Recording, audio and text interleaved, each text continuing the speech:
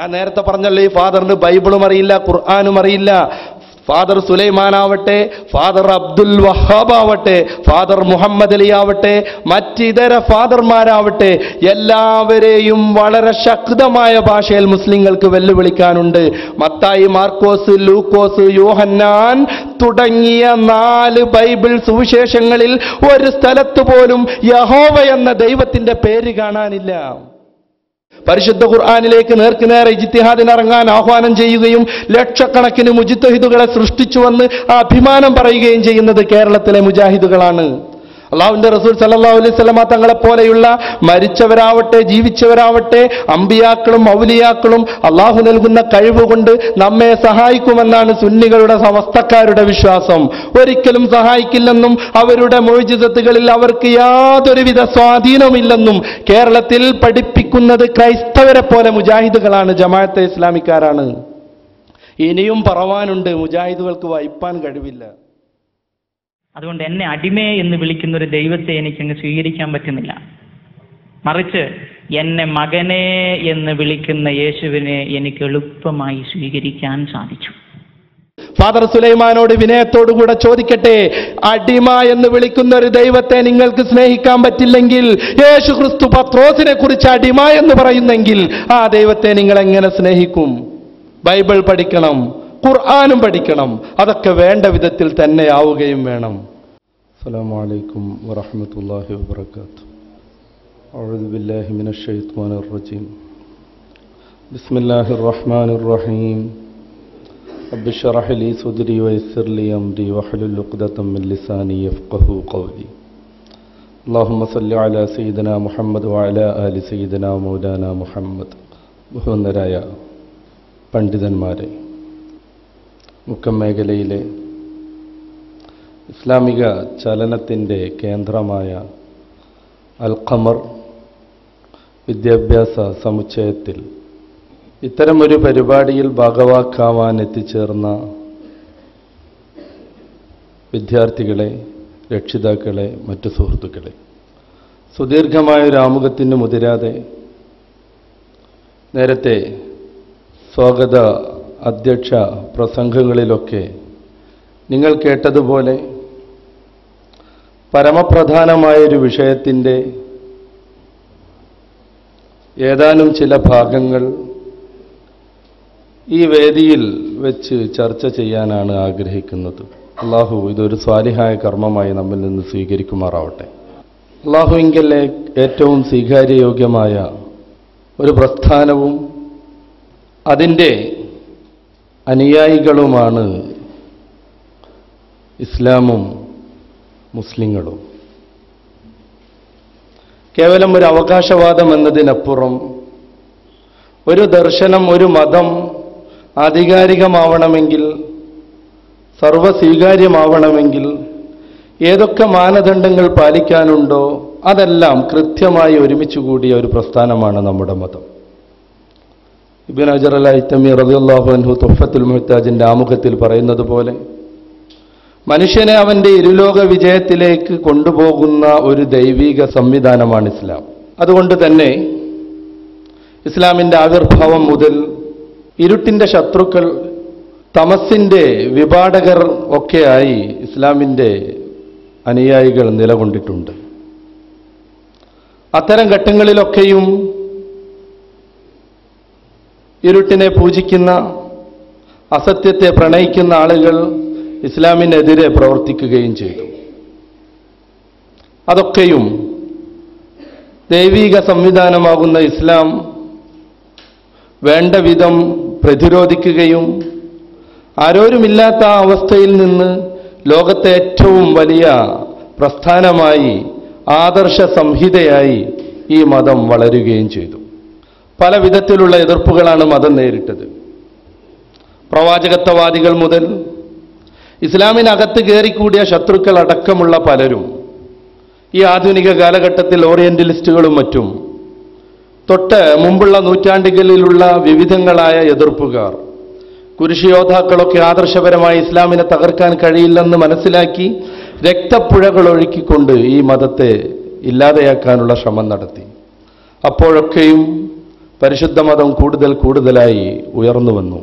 നിങ്ങൾക്കറിയാമോ, ഈയിടെ ലോകത്ത് ഏറ്റവും കൂടുതൽ ചർച്ച ചെയ്തുകൊണ്ടിരിക്കുന്ന വേൾഡ് ട്രേഡ് സെന്ററിലുള്ള ഭീകരാക്രമണത്തിന് ശേഷം ശരാശരി അമേരിക്കയിൽ ഓരോ വർഷവും 20,000-ത്തിലധികം ആളുകൾ ഇസ്ലാമിലേക്ക് കടന്നു വരുന്നുണ്ട്. ആ വേൾഡ് ട്രേഡ് സെന്റർ പൊട്ടിത്തെറിച്ച ആ ഒരു വർഷം 23,000 ആളുകളാണ് അമേരിക്കയിൽ ഇസ്ലാമിലേക്ക് കടന്നു വന്നത്. ഇങ്ങനെ ഈ മുന്നേറ്റം തുടർന്നാൽ 2050 ആകുമ്പോഴേക്ക് യൂറോപ്പിൽ ഭൂരിപക്ഷ മതം ഇസ്ലാമാകുമെന്നതിനെക്കുറിച്ചുള്ള പുസ്തകങ്ങൾ യൂറോപ്യൻ മേഖലയിൽ പ്രചരിച്ചുകൊണ്ടിരിക്കുന്നു. ഇത്തരം ഒരു സന്ദർഭത്തിൽ മതത്തിനകത്ത് കയറിക്കൊണ്ട് ഇസ്ലാമിനെ തകർക്കാനുള്ള ആളുകൾ തകൃതിയായി നിൽക്കുന്നു. ഒപ്പം മതവിരുദ്ധരായ ആളുകൾ ഇസ്ലാമിൻ്റെ പേരിലും അല്ലാതെയും ശക്തമായി പ്രവർത്തിച്ചു കൊണ്ടിരിക്കുന്നു. അങ്ങനെയുള്ള ഒരു വ്യക്തിയുടെ വിവിധങ്ങളായ പ്രസംഗങ്ങളിലെ ഏതാനും ചില ഭാഗങ്ങളാണ് നമ്മുടെ കേരളത്തിൽ വ്യാപകമായി പ്രചരിച്ചു കൊണ്ടിരിക്കുന്നത്. സുലൈമാൻ എന്നാണ് അദ്ദേഹത്തിൻ്റെ പേര്. വയനാട്ടിലാണ് ജനിച്ചത്. ചില പ്രത്യേക താല്പര്യങ്ങൾക്ക് വേണ്ടി അയാൾ ഇസ്ലാമിൽ നിന്ന് ഏകദേശം 10 വർഷം മുമ്പ് പുറത്തുപോയി. എന്തിനാണ് അദ്ദേഹം ഇസ്ലാമിൽ നിന്ന് പുറത്തുപോയത് എന്ന് ഞാൻ ഈ വേദിയിൽ വിശദീകരിക്കുന്നില്ല. അദ്ദേഹത്തിൻ്റെ അനുജന്മാരും ജ്യേഷ്ഠന്മാരും നാട്ടുകാരുമൊക്കെ അതേക്കുറിച്ചുള്ള സത്യസാക്ഷ്യങ്ങൾ നമുക്ക് നൽകുന്നുണ്ട്. സാധാരണഗതിയിൽ മതത്തിനോട് നേരിടാൻ ആദർശപരമായി കഴിയാതെ വരുന്ന ആളുകളൊക്കെയും ചെയ്യുന്നത് പോലെ അബദ്ധങ്ങളുടെയും ദുരാരോപണങ്ങളുടെയും സഹായത്തോടെയാണ് ഇദ്ദേഹം ഇസ്ലാമിനെതിരെ പ്രവർത്തിച്ചു കൊണ്ടിരിക്കുന്നത്.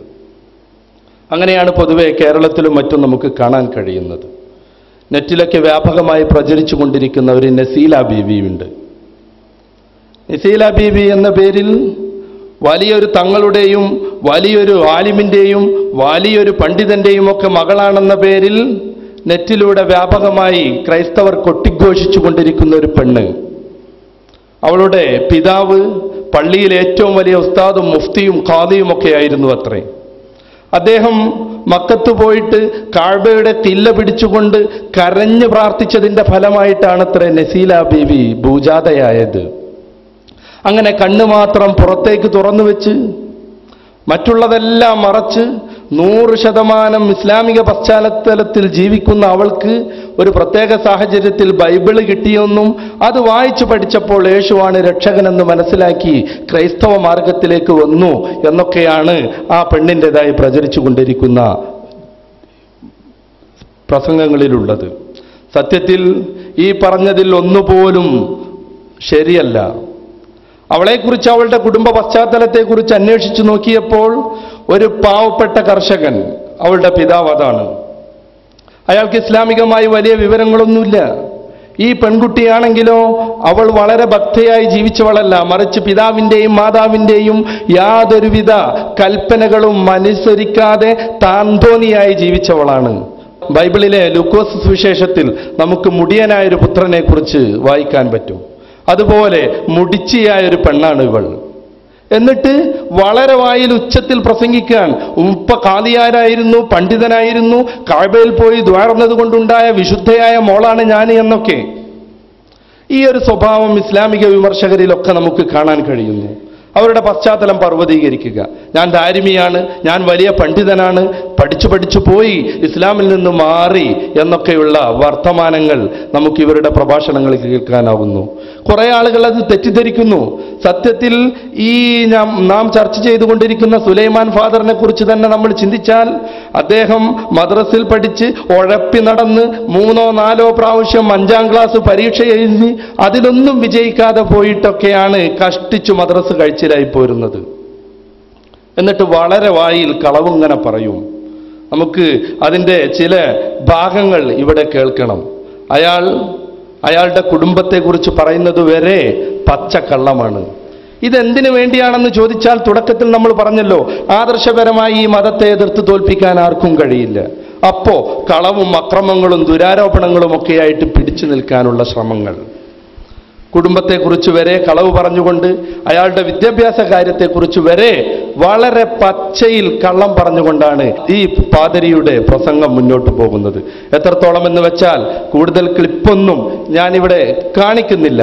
എന്നാലും അദ്ദേഹത്തെക്കുറിച്ച് പരിചയപ്പെടാൻ വേണ്ടി ചില ഭാഗങ്ങൾ ഇവിടെ കാണിക്കേണ്ടതുണ്ട്.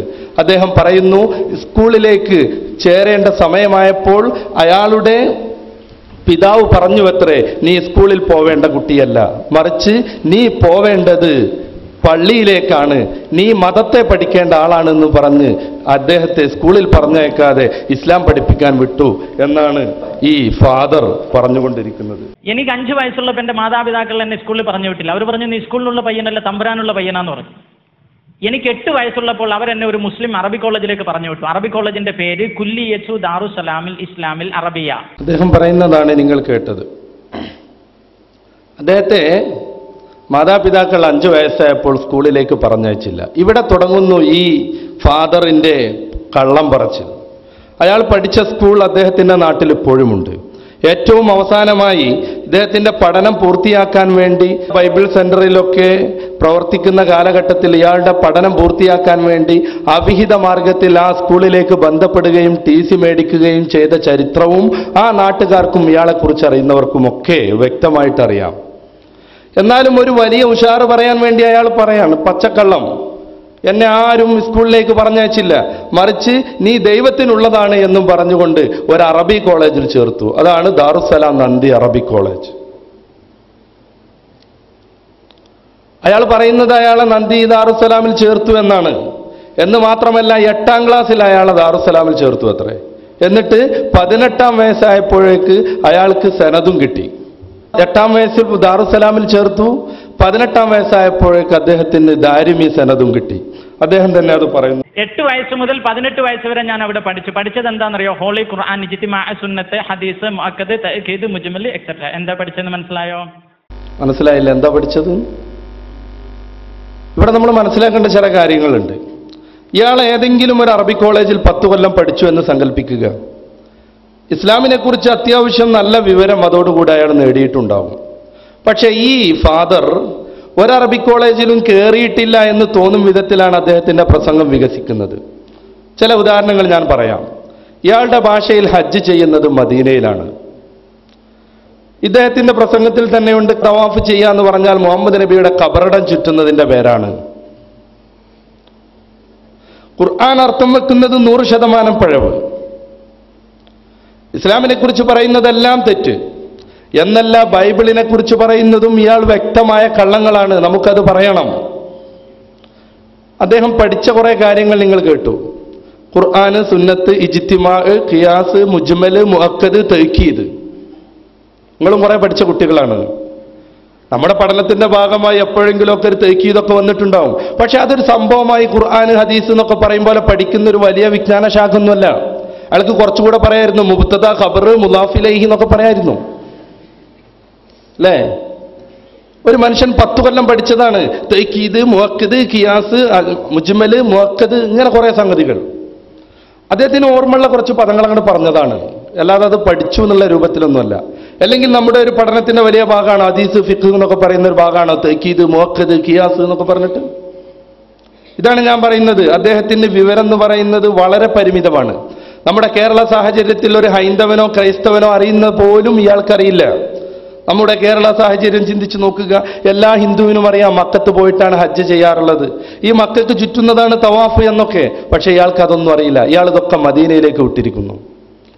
അതിന്റെ പുറമെ നമ്മൾ മനസ്സിലാക്കേണ്ട ഒരു കാര്യമുണ്ട്. 8ാം വയസ്സിൽ ഇയാൾ കിതാബോത്ത് തുടങ്ങി എന്ന് വെച്ചാൽ ഖുർആൻ പാരായണം ചെയ്തു തുടങ്ങുന്ന 2ാം ക്ലാസ്സുകാരന്റെ പ്രായത്തിൽ. എന്നിട്ട് 10 കൊല്ലം ഇരുന്ന ഓത്ത് തന്നെ. ആ ഓത്തിന്റെ ഫലമാണ് മദീനയിൽ പോയി ഹജ്ജ് ചെയ്യുന്നത്. ഇയാളൊരു കോളേജിൽ പഠിച്ചോ ഇല്ലേ, അതാ കോളേജുകാർ പറയേണ്ടതാണ്. നമ്മൾ പറയുന്നു അദ്ദേഹം കോളേജിൽ 10 കൊല്ലം ക്യാൻറ്റീനിൽ ജീവിച്ചിട്ടുണ്ടെങ്കിലും ഒരക്ഷരവും പഠിച്ചിട്ടില്ല. അങ്ങനെ അദ്ദേഹത്തിന് അങ്ങനെ പ്രവേശനം കിട്ടി. 10 കൊല്ലം അവിടെ നിന്നിട്ടൊക്കെ ഉണ്ടെങ്കിൽ ക്യാൻറ്റീന് വഴിയായിരിക്കും അദ്ദേഹത്തിന്റെ പോക്കും വരവും. അതിനപ്പുറം അയാളൊന്നും പഠിച്ചിട്ടില്ല. ഖുർആനും അറിയില്ല, ഹദീസും അറിയില്ല. ഞാൻ കേൾപ്പിക്കുന്നുണ്ട്. ആയത്ത് ഇങ്ങനെ പറയാ, വേറെ ഏതോ അർത്ഥം വെക്കുക. അയാളുടെ മനസ്സിൽ എന്തോ ഒന്ന് ഉദ്ദേശമുണ്ട്, വേറൊരു ആയത്ത് അങ്ങനെ ഇടുകയും ചെയ്യും. ഇങ്ങനെയാണ് അയാളുടെ പഠനം തുടരുന്നത്. ഇദ്ദേഹമാണ് അവരുടെ ഏറ്റവും വലിയ പണ്ഡിതൻ. നമുക്കൊരു കാര്യം പറയാനുള്ളത്, മതപ്രചാരണം ഈ കേരളത്തിലും ഇന്ത്യയിലും പറ്റും. പക്ഷെ അതിന് ചില രീതിശാസ്ത്രങ്ങളുണ്ട്.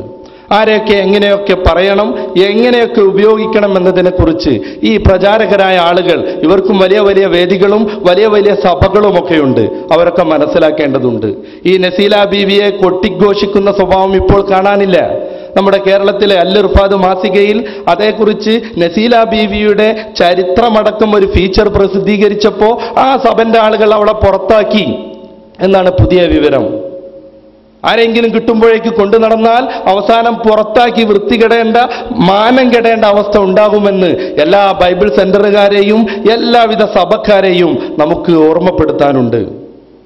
8 വയസ്സ് മുതൽ 18 വയസ്സ് വരെ കിതാബ് പഠിച്ചിട്ട് അയാൾക്ക് ആകെ കിട്ടിയ വിവരമാണ് ഇങ്ങനെ കുറേ സംഗതികൾ.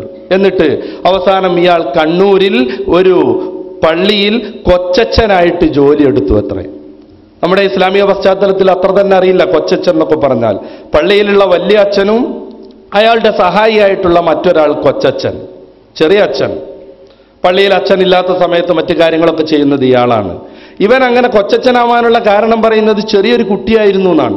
18 വയസ്സുള്ള കൊച്ചു പയ്യനായപ്പോൾ ഒരു വലിയ അച്ഛനായിട്ട് പ്രവർത്തിക്കാൻ അവന് പറ്റിയില്ല. അതുകൊണ്ട് കൊച്ചച്ഛനായി ജോലിയെടുത്തു. അതിലുമുണ്ട് കുറേ പ്രശ്നങ്ങൾ, ഞാൻ നിങ്ങളെ കേൾപ്പിക്കാം. ഇത് പഠിച്ചു കഴിഞ്ഞ് എന്നെ ഒരു മുസ്ലിം അച്ഛനായി ജോലി ചെയ്യാനുള്ള മെച്യൂരിറ്റി ഇല്ലാത്തത് കൊണ്ട് കണ്ണൂർ ജില്ലയിലെ ഒരു മുസ്ലിം ഇടവക പള്ളിയിൽ കൊച്ചച്ഛനായി ജോലിക്ക് വെച്ചു. കൊച്ചച്ഛന്റെ ജോലി എന്താണെന്നറിയോ? എല്ലാ വെള്ളിയാഴ്ചയും കുർബാന വല്യച്ഛൻ, പ്രസംഗം കൊച്ചച്ഛൻ. അങ്ങനെ ഈ ജുമാ ഖുത്ബ എന്ന് പറയും. ജുമാ ഖുത്ബ എന്ന് അറബി പറഞ്ഞാൽ അതിന്റെ മലയാളം പറഞ്ഞു കഴിഞ്ഞാൽ കുർബാന പ്രസംഗം എന്ന് പറയണം. കൊച്ചച്ഛന്റെ ജോലി കേട്ടല്ലോ നിങ്ങളൊക്കെ. വെള്ളിയാഴ്ചകളിൽ വലിയ അച്ഛൻ ഖുത്ബ നടത്തും, അതായത് കുർബാന പ്രസംഗം. ചെറിയ അച്ഛനാണെങ്കിലോ അയാൾ സാധാരണ പ്രസംഗവും നടത്തും. കേരളത്തിലല്ല, ലോകത്തുള്ള എല്ലാ പള്ളികളിലും നാം ഒന്ന് പരിശോധിച്ച് നോക്കുക. ലോകത്തിന്റെ കാര്യങ്ങളൊക്കെ പോട്ടെ, ഇയാള് കൊച്ചച്ഛനായി ജോലി എടുത്തു എന്ന് പറയുന്ന കണ്ണൂർ ജില്ലയിലെ പള്ളികളെങ്കിലും ഒന്ന് പരിശോധിച്ച് നോക്കുക. ഏതെങ്കിലും ഒരു മുസ്ലിം പള്ളിയിൽ വെള്ളിയാഴ്ച ഒരു പ്രാവശ്യം പോയവന് ഇത്തരം ഒരു പോഴത്തം പറയാൻ കഴിയില്ല. ഖുതുബ നടത്താൻ ഒരാളും വഅ്ള് പറയാൻ ഒരു കൊച്ചച്ഛനും, അങ്ങനെ ഒരു സംസ്കാരം നമ്മുടെ പള്ളിയിൽ എവിടെയെങ്കിലും ഉണ്ടോ? നമ്മുടെ പള്ളികളിൽ അങ്ങനെ ഒരു സംഭവം ഉണ്ടോ? അതിന്റെ പുറമെ അദ്ദേഹം പറയുന്നത് ഖുതുബ എന്ന് പറഞ്ഞാൽ നമ്മുടെ കുർബാന, അത് നടത്തലായി എൻ്റെ പരിപാടി എന്നാണ്. ആദ്യം പറഞ്ഞത് വലിയ അച്ഛൻ കുർബാന നടത്തും, ചെറിയ അച്ഛൻ പ്രസംഗം നടത്തും. അവസാനം പറഞ്ഞു വരുന്നത് ഖുതുബ എന്ന് പറഞ്ഞാൽ നമ്മുടെ പള്ളിയിലുള്ള കുർബാന, അത് നടത്തലായി എൻ്റെ ജോലിയെന്ന്. അത് നിങ്ങൾ ശ്രദ്ധിച്ചു കാണും. ഒരൊറ്റ വാക്ക് പറയുമ്പോഴേക്ക് വൈരുദ്ധ്യത്തിലേക്ക് വരുന്നത് ഇസ്ലാമിന്റെ സാങ്കേതിക പദങ്ങളോ കർമ്മങ്ങളോ ഒരു വിധത്തിലും പരിചയമില്ലാത്തത് കൊണ്ടാണ്. അയാൾ ജോലി ഏൽക്കാൻ പോയപ്പോൾ ചെറിയ മനുഷ്യനായതുകൊണ്ട് വലിയ അച്ഛന്റെ പണി കൊടുത്തില്ല. വലിയ അച്ഛൻ ഖുതുബ നടത്തുന്നു. ഖുതുബ എന്ന് പറഞ്ഞാൽ കുർബാന. ചെറിയ അച്ഛനാണെങ്കിലോ അതിന്റെ താഴെ ഇരുന്ന് പ്രസംഗം നടത്തുന്നു. അവസാനം ഇയാൾ നടത്തുന്ന പരിപാടിയാണ് കുർബാന. അപ്പൊ വലിയച്ഛന്റെ പരിപാടിയായി പിന്നീട് എടുക്കൽ. ഇങ്ങനെയാണ് പിടുത്തം വിടുക എന്ന് പറഞ്ഞാൽ. എന്താ കാരണം? ഇതിനെക്കുറിച്ചൊന്നും ഒരു ബോധമല്ല. ഒരു വെള്ളിയാഴ്ച പോലും പള്ളിയിൽ പോയ പരിചയവുമില്ല. ഇങ്ങനെയുള്ള ആളുകളാണ് ഇസ്ലാമിനെ കുറിച്ച് പറയാനുള്ള ക്രൈസ്തവരുടെ ഏറ്റവും ആധികാരിക പണ്ഡിതന്മാരെന്നുകൂടെ നിങ്ങൾ മനസ്സിലാക്കുക. പക്ഷേ ഇന്ന് നമ്മൾ വിലയിരുത്തേണ്ടത് അയാൾ ഇസ്ലാമിൽ നിന്ന് പോവാനുള്ള കാരണമായിട്ട് പറയുന്നത് എന്താണ് എന്നതിനെ കുറിച്ചാണ്. അദ്ദേഹത്തെ തന്നെ ഞാൻ കേൾപ്പിക്കാം. ഇടവകളിൽ നിന്ന് ആളുകൾ എന്നെ പ്രസംഗിക്കാൻ വിളിക്കും. ഒരിടവകയിൽ ഞാൻ പോയപ്പോൾ ഭയങ്കര ആൾക്കൂട്ടം. കൺവെൻഷൻ ആയിരുന്നു, ഖുർആൻ കൺവെൻഷൻ, ഈവനിങ് വാള് പരമ്പര എന്ന് പറയും. അപ്പൊ ഞാൻ അവിടെ ചെന്ന് കഴിഞ്ഞപ്പോൾ ആൾക്കൂട്ടം കണ്ടപ്പോൾ എനിക്ക് ഭയങ്കര ആവേശം. കൊച്ചു പയ്യൻ ആവേശം കൂടിയിട്ട് ഞാൻ അവിടെ കിടന്നിട്ട് ഉറക്കെ പ്രസംഗിച്ചു, യേശു ദൈവമല്ല, ബൈബിൾ ദൈവത്തിന്റെ വചനമല്ല, ക്രിസ്തുമതം ദൈവത്തിന്റെ മതമല്ല, യഥാർത്ഥ മതം ഇസ്ലാമാണ്, യഥാർത്ഥ ദൈവം അള്ളാഹുവാണ്, രക്ഷ വേണമെങ്കിൽ നിങ്ങൾ മുസ്ലിമാകണം. ഞാനിങ്ങനെ അങ്ങ് കത്തി പ്രസംഗിച്ചു കഴിഞ്ഞ് വീട്ടിൽ പോകുമ്പോൾ ഒരാൾ ഓടി വന്നിട്ട് ഒരു പേപ്പർ എൻ്റെ കയ്യിൽ തന്നു. ഞാൻ ആ പേപ്പർ തുറന്ന് വായിച്ചപ്പോൾ അതിനകത്ത് കുറച്ച് ചോദ്യങ്ങളാണ്. അയാൾ ഇങ്ങനെ ചോദിച്ചിരിക്കുന്നു, മൗലവി നിങ്ങൾ എത്ര നേരം പ്രസംഗിച്ചു യേശു ദൈവമല്ല എന്ന്, പക്ഷേ യേശു ആരാണ് എന്ന് എന്തുകൊണ്ടാണ് നിങ്ങൾ പ്രസംഗിക്കാതിരുന്നത്? യേശു ദൈവമല്ലെങ്കിൽ ദൈവത്തിന്റെ പുത്രനാണോ? ദൈവത്തിന്റെ പുത്രനല്ല എങ്കിൽ ഒരു പ്രവാചകനാണോ? പ്രവാചകനാണെങ്കിൽ മുഹമ്മദ് നബിയേക്കാൾ വലിയതോ ചെറുതോ? ഇനി പ്രവാചകനല്ലെങ്കിൽ നമ്മളെപ്പോലെയുള്ള ഒരു മനുഷ്യനാണോ? അതുമല്ലെങ്കിൽ ഇടമറുക പറഞ്ഞതുപോലെ ക്രിസ്തുവും കൃഷ്ണനും ജീവിച്ചിരുന്നില്ലയോ? ആരാണ് ക്രിസ്തു? ക്രിസ്തു ദൈവമല്ല എന്നുള്ള നിങ്ങളുടെ പ്രസംഗം നിങ്ങൾ നിർത്തിവെക്കണം. മറിച്ച് ക്രിസ്തു ആരാണ് എന്ന് നിങ്ങൾ പ്രസംഗിക്കണം. ഈ മനുഷ്യന്റെ ചോദ്യം വളരെ സിമ്പിളാണ്, ആരാണ് ക്രിസ്തു? ഈ ചോദ്യം ഞാനറിയാതെ തന്നെ എൻ്റെ വാരിയെല്ലുകൊണ്ട് മൂടപ്പെട്ട ഹൃദയത്തിന്റെ ആഴത്തിൽ എവിടെയോ ഒളിച്ചിരുന്നു. 24 മണിക്കൂറും എൻ്റെ തലച്ചോറിനെ മർദ്ദിച്ച് ചോദിക്കാൻ തുടങ്ങി, ആരാണ് യേശു? ഉണ്ണാനിരിക്കുമ്പോൾ ചോദ്യമാണ്, യേശു ആരാണ്? ഉറങ്ങാൻ കിടക്കുമ്പോൾ ഉറക്കം വരുന്നില്ല, ചോദ്യമാണ്, യേശു ആരാണ്? പഠിക്കാനിരിക്കുമ്പോൾ ഏകാഗ്രതയില്ല, ചോദ്യമാണ്, യേശു ആരാണ്? പ്രാർത്ഥിക്കാനിരിക്കുമ്പോൾ കോൺസെൻട്രേഷൻ ഇല്ല, ചോദ്യമാണ്, യേശു ആരാണ്? 24 മണിക്കൂറും ആരോ എൻ്റെ തലച്ചോറിനെ മർദ്ദിച്ച് പുണ്ണാക്കിക്കൊണ്ട് യേശു ആരാണ്, യേശു ആരാണ്, യേശു ആരാണെന്ന് ചോദിച്ചപ്പോ, യേശു ആരാണ്, യേശു ആരാണ്, യേശു ആരാണെന്ന് ഇങ്ങനെ ചോദിച്ചപ്പോൾ അദ്ദേഹം ഇസ്ലാമിൽ നിന്ന് മാറി എന്നാണ്. നിങ്ങൾ ആലോചിച്ച് നോക്ക്, 10 കൊല്ലം ഒരു കോളേജിൽ ഓതി പഠിച്ചു എന്ന് പറയുന്ന ആൾക്ക് അതുവരെയും യേശു ആരാണെന്ന് മനസ്സിലായില്ല. ഒരു ഭയങ്കര ചോദ്യം, യേശു ദൈവമല്ല എന്ന് ഇയാൾ പ്രസംഗിച്ച് നടന്നു അത്രേ. അങ്ങനെ ഒരു പ്രസംഗം നടന്നിട്ടുണ്ടോ? പച്ചക്കള്ളം പറയുകയാണ്, അങ്ങനെ ഒരു സംഭവം നടന്നിട്ടില്ല. അയാൾക്ക് ആരെങ്കിലും ഒരു കത്ത് കൊടുത്തോ? അതും സംഭവിച്ചിട്ടില്ല. അദ്ദേഹം ഇസ്ലാമിൽ നിന്ന് പോകാനുള്ള സ്വകാര്യമായ താല്പര്യങ്ങൾ ഞാൻ നേരത്തെ സൂചിപ്പിച്ചിട്ടുണ്ട്. ഇനി അദ്ദേഹത്തിന്റെ പ്രസംഗം അനുസരിച്ച് തന്നെ നമുക്ക് മുന്നോട്ട് പോവാം. അയാളോട് ആ ഒരു ചോദ്യം, ഒരു ഭയങ്കര ചോദ്യം, ഗംഭീര ചോദ്യം. യേശു ദൈവമല്ല എന്ന് നിങ്ങൾ ഇങ്ങനെ പ്രസംഗിച്ചു മൗലവി, പക്ഷെ യേശു ആരാണെന്ന് നിങ്ങൾ പറഞ്ഞില്ല. എന്തുകൊണ്ട് അയാൾ ആ പ്രസംഗം മുതൽ യേശു ആരാണെന്ന് പറഞ്ഞു കൊടുത്തില്ല? 10 കൊല്ലം ഇസ്ലാം പഠിച്ചിട്ട് അയാൾക്ക് യേശു ആരാണെന്ന് അറിഞ്ഞില്ലേ? ഒരു ഭയങ്കര ചോദ്യം. യേശു ദൈവമല്ലെങ്കിൽ ദൈവപുത്രനാണോ? ഖുർആനിലില്ലേ അതിന് മറുപടി? യേശു ദൈവപുത്രനാണെന്ന് ഇസ്ലാം കൽപ്പിക്കുന്നുണ്ടോ? ഇല്ല. ഇസ്ലാം പഠിപ്പിക്കുന്നുണ്ടോ? ഇല്ല. അയാൾ ആദ്യമായിട്ട് അത് കേൾക്കുകയാണെന്നാണ് പറയുന്നത്. ആദ്യമായിട്ട് കേൾക്കുകയാണ് യേശു ആരാണെന്നുള്ള ചോദ്യം. പിന്നെ അയാൾ ഏത് യേശുവിനെ കുറിച്ചാണ് പഠിപ്പിച്ചു നടന്നത്? വലിയ സദസ്സ് കണ്ടപ്പോൾ ആവേശത്തിൽ പ്രസംഗിച്ചു അത്രേ, യേശു ദൈവമല്ല. പിന്നെ ആരാണെന്നുള്ള ചോദ്യത്തിന് പെട്ടുപോയി. യേശു ദൈവമല്ലെങ്കിൽ ദൈവപുത്രനാണോ? പരിശുദ്ധ ഖുർആൻ പറയുന്നുണ്ട്, ഇസ്ലാം പറയുന്നുണ്ട്, ദൈവത്തിന് ഒരിക്കലും പുത്രന്മാരുണ്ടാവില്ല. അതല്ലെങ്കിൽ യേശു ഒരു പ്രവാചകനാണോ? പരിശുദ്ധ ഖുർആനും ബൈബിളും ഒരുപോലെ പറയുന്നത് യേശു ക്രിസ്തു അല്ലെങ്കിൽ ഈസാ നബി അലൈഹിസ്സലാത്തു വസ്സലാം ഒരു പ്രവാചകനായിരുന്നു.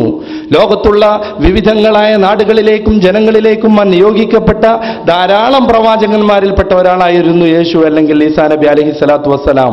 അദ്ദേഹം ഏകമതത്തെക്കുറിച്ച് തന്നെയാണ് പറഞ്ഞത്. പരിശുദ്ധ ഖുർആനിൽ വിവിധങ്ങളായ സ്ഥലങ്ങളിൽ അത് നമുക്ക് കാണാം. 5-ാം അധ്യായം സൂറത്ത് മാഇദയുടെ 117, 116 ഒക്കെ വചനങ്ങളിൽ നമുക്ക് പറയാനുള്ളത് ഈസാ നബി അലൈഹിസ്സലാത്തു വസ്സലാമിനോട് അള്ളാഹു ചോദിക്കുന്ന ഒരു ചോദ്യമാണ്. വഇദ് ഖാല അല്ലാഹു യാ ഈസ ഇബ്ന മറിയം അൻത ഖുൽത ലിന്നാസി ഇത്തഖദൂനി വ ഉമ്മിയ ഇലാഹൈനി മിൻ ദൂനില്ലാ എന്ന് തുടങ്ങുന്ന ദീർഘമായ സൂക്തങ്ങൾ. എന്താണ് അള്ളാഹു അതിൽ ചോദിക്കുന്നത്? ഈസാ പ്രവാചകനെ, നിങ്ങളായിരുന്നോ നിങ്ങളെയും നിങ്ങളുടെ അമ്മയാകുന്ന മറിയത്തെയും ദൈവങ്ങളായി ആരാധിക്കണമെന്ന് ആ ജനങ്ങളോട് പറഞ്ഞത്? ഈസാ നബി അലൈഹിസ്സലാത്തു വസ്സലാം അള്ളാഹുവിന്റെ മുമ്പിൽ അവിടെ നിന്ന് വളരെ ഭവ്യതയോടുകൂടെ പറയും, മാ ഖുൽതു ലഹും ഇല്ലാ മാ അമർതനി ബിഹി അൻ അഅ്ബുദുല്ലാഹ റബ്ബി വ റബ്ബുക്കും. ഞാൻ അവരോട് പറഞ്ഞത് ഏക സത്യദൈവമായ നിന്നെ മാത്രം ആരാധിക്കണമെന്നാണ്.